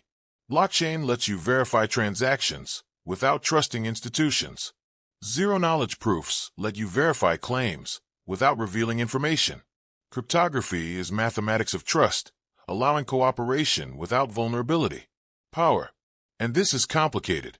Cryptography empowers individuals against institutions. It protects dissidents against oppression. But it also protects criminals against justice. It enables ransomware and fraud. It can hide evidence and obstruct investigations. The same mathematics that protects freedom protects wrongdoing. You cannot have one without the other. This creates the eternal debate. How much privacy should individuals have? How much access should authorities have? Who decides? How do we balance competing values? There are no easy answers. Different societies answer differently based on their history, culture, and priorities. What's certain is that cryptography is now embedded in every aspect of modern life. Your phone encrypts your data. Your messages use end-to-end encryption. Your passwords are hashed. Your credit cards use cryptographic authentication. Your car keys use encrypted rolling codes. Your passport has a cryptographic chip. Your video calls are encrypted. Your backups are encrypted. Most people never think about any of this. It's infrastructure, like electricity or plumbing. You only notice when it fails. But that invisibility represents cryptography's greatest success. Security that doesn't require technical knowledge. Protection that doesn't require conscious effort. Mathematics working silently in the background, keeping you safe. The mathematics itself is beautiful. Public key cryptography is one of humanity's most elegant intellectual achievements. The idea that you can publish information that helps people encrypt messages to you, but doesn't help them decrypt messages from others, is counterintuitive and profound. Elliptic curves, lattice problems, zero-knowledge proofs. These are mathematics as art, complex and beautiful and powerful. And it's accessible. Unlike much of advanced mathematics, cryptography has immediate practical applications. You can learn RSA in an afternoon and understand why it works. You can implement a cipher in a few lines of code. You can see the connection between abstract mathematics and protecting your privacy. This makes cryptography uniquely satisfying to study and work on. But cryptography also teaches humility. Every cipher can be broken. Every system has vulnerabilities. Perfect security is impossible. You design for the attacks you know and accept that new attacks will be discovered. You assume breach and plan for failure. You layer defenses and hope they're sufficient. Security is a process, not a product. It's continuous work, never finished, always adapting. Looking forward, several trends seem clear. Encryption will become even more ubiquitous. More devices, more data, more communications, all encrypted by default. The transition to post-quantum cryptography will happen gradually, messily, but eventually. Quantum key distribution might become practical for high-security applications. Homomorphic encryption might enable secure cloud computing. Zero-knowledge proofs might enable privacy-preserving verification. The debate over encryption backdoors will continue. After every terrorist attack, every criminal investigation where encryption stymies law enforcement, the call for backdoors will return. And each time, cryptographers will explain why backdoors don't work, why they make everyone less secure, why the trade-offs are unacceptable. The debate is political more than technical. Different societies will make different choices. Artificial intelligence will impact cryptography in multiple ways. AI could discover new cryptanalytic techniques, breaking ciphers thought to be secure. It could also design new ciphers, exploring mathematical spaces humans haven't considered. It could optimize implementations, finding the most efficient algorithms for specific hardware. The intersection of AI and cryptography is largely unexplored. Regulation will increase. Governments worldwide are trying to regulate cryptocurrency, mandate data protection, control encryption exports, and require security standards. Some regulation improves security, some weakens it. The challenge is distinguishing thoughtful policy from security theater, and ensuring regulations don't stifle innovation or compromise security. Education will become more important. As everyone uses cryptography daily, basic cryptographic literacy becomes essential. Understanding what encryption protects and doesn't protect. Recognizing phishing and social engineering. Managing passwords properly. Securing private keys. These aren't technical skills. They're life skills for the digital age. The fundamental tension remains unresolved. Cryptography empowers individuals against powerful institutions. But institutions, including democratic governments, need some power to function. Absolute privacy enables absolute mischief. No privacy enables tyranny. We're constantly negotiating the balance, and that negotiation will never end. What would the ancient cryptographers think if they could see what we've built? Caesar would be astounded that his simple shift cipher evolved into mathematics that secure trillions of dollars. The codebreakers at Bletchley Park would marvel that children carry computers more powerful than the bombs. Diffie and Hellman might be surprised that their theoretical insight powers the entire internet economy. And what would they think of the problems we face? That quantum computers might break everything we've built. That encryption protects terrorists and tyrants as well as dissidents and Democrats. That billions of people entrust their secrets to mathematics they don't understand, created by people they've never met, running on systems they can't audit. That cryptography has become too important to fail and too complex to fully comprehend. They'd probably recognize the eternal pattern. Every advance in cryptography enables new capabilities and creates new vulnerabilities. Every solution creates new problems. Every answer raises new questions. The story never ends because the needs never end. As long as humans want to keep secrets, as long as information has value, as long as privacy matters, cryptography will evolve. We've come so far, from scratches on clay tablets to quantum-resistant lattice cryptography, from messages taking weeks to arrive to end-to-end encrypted video calls. From cryptography as the preserve of spies and soldiers to cryptography as infrastructure used by everyone. But in some ways, nothing has changed. The fundamental question remains the same. How do you keep a secret in a world where everyone wants to know it? The answers get more sophisticated, the mathematics more complex, the systems more elaborate. But the question endures. And so the story continues. Researchers working on next-generation algorithms, engineers implementing cryptography in new devices, policymakers debating regulation, hackers probing for weaknesses, billions of people depending on mathematics they'll never see to protect secrets they'll never know are being protected.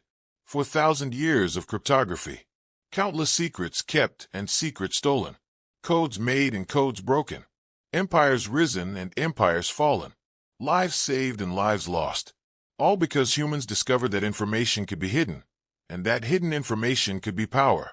The history of cryptography is still being written. You're living in it right now. Every encrypted message, every secure transaction, every protected communication is another paragraph in the ongoing story. A story that began with ancient scribes and has no end in sight. Because as long as there are secrets worth keeping, there will be cryptography to keep them. As long as there are secrets worth stealing, there will be cryptanalysis to steal them.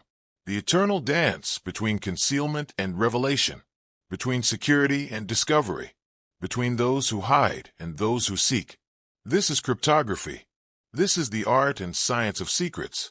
This is 4,000 years of human ingenuity devoted to a single question. Can you keep a secret? And the answer always is maybe for now, if you're careful, until someone smarter comes along. The game continues. The stakes keep rising. And the only certainty is that the story isn't over.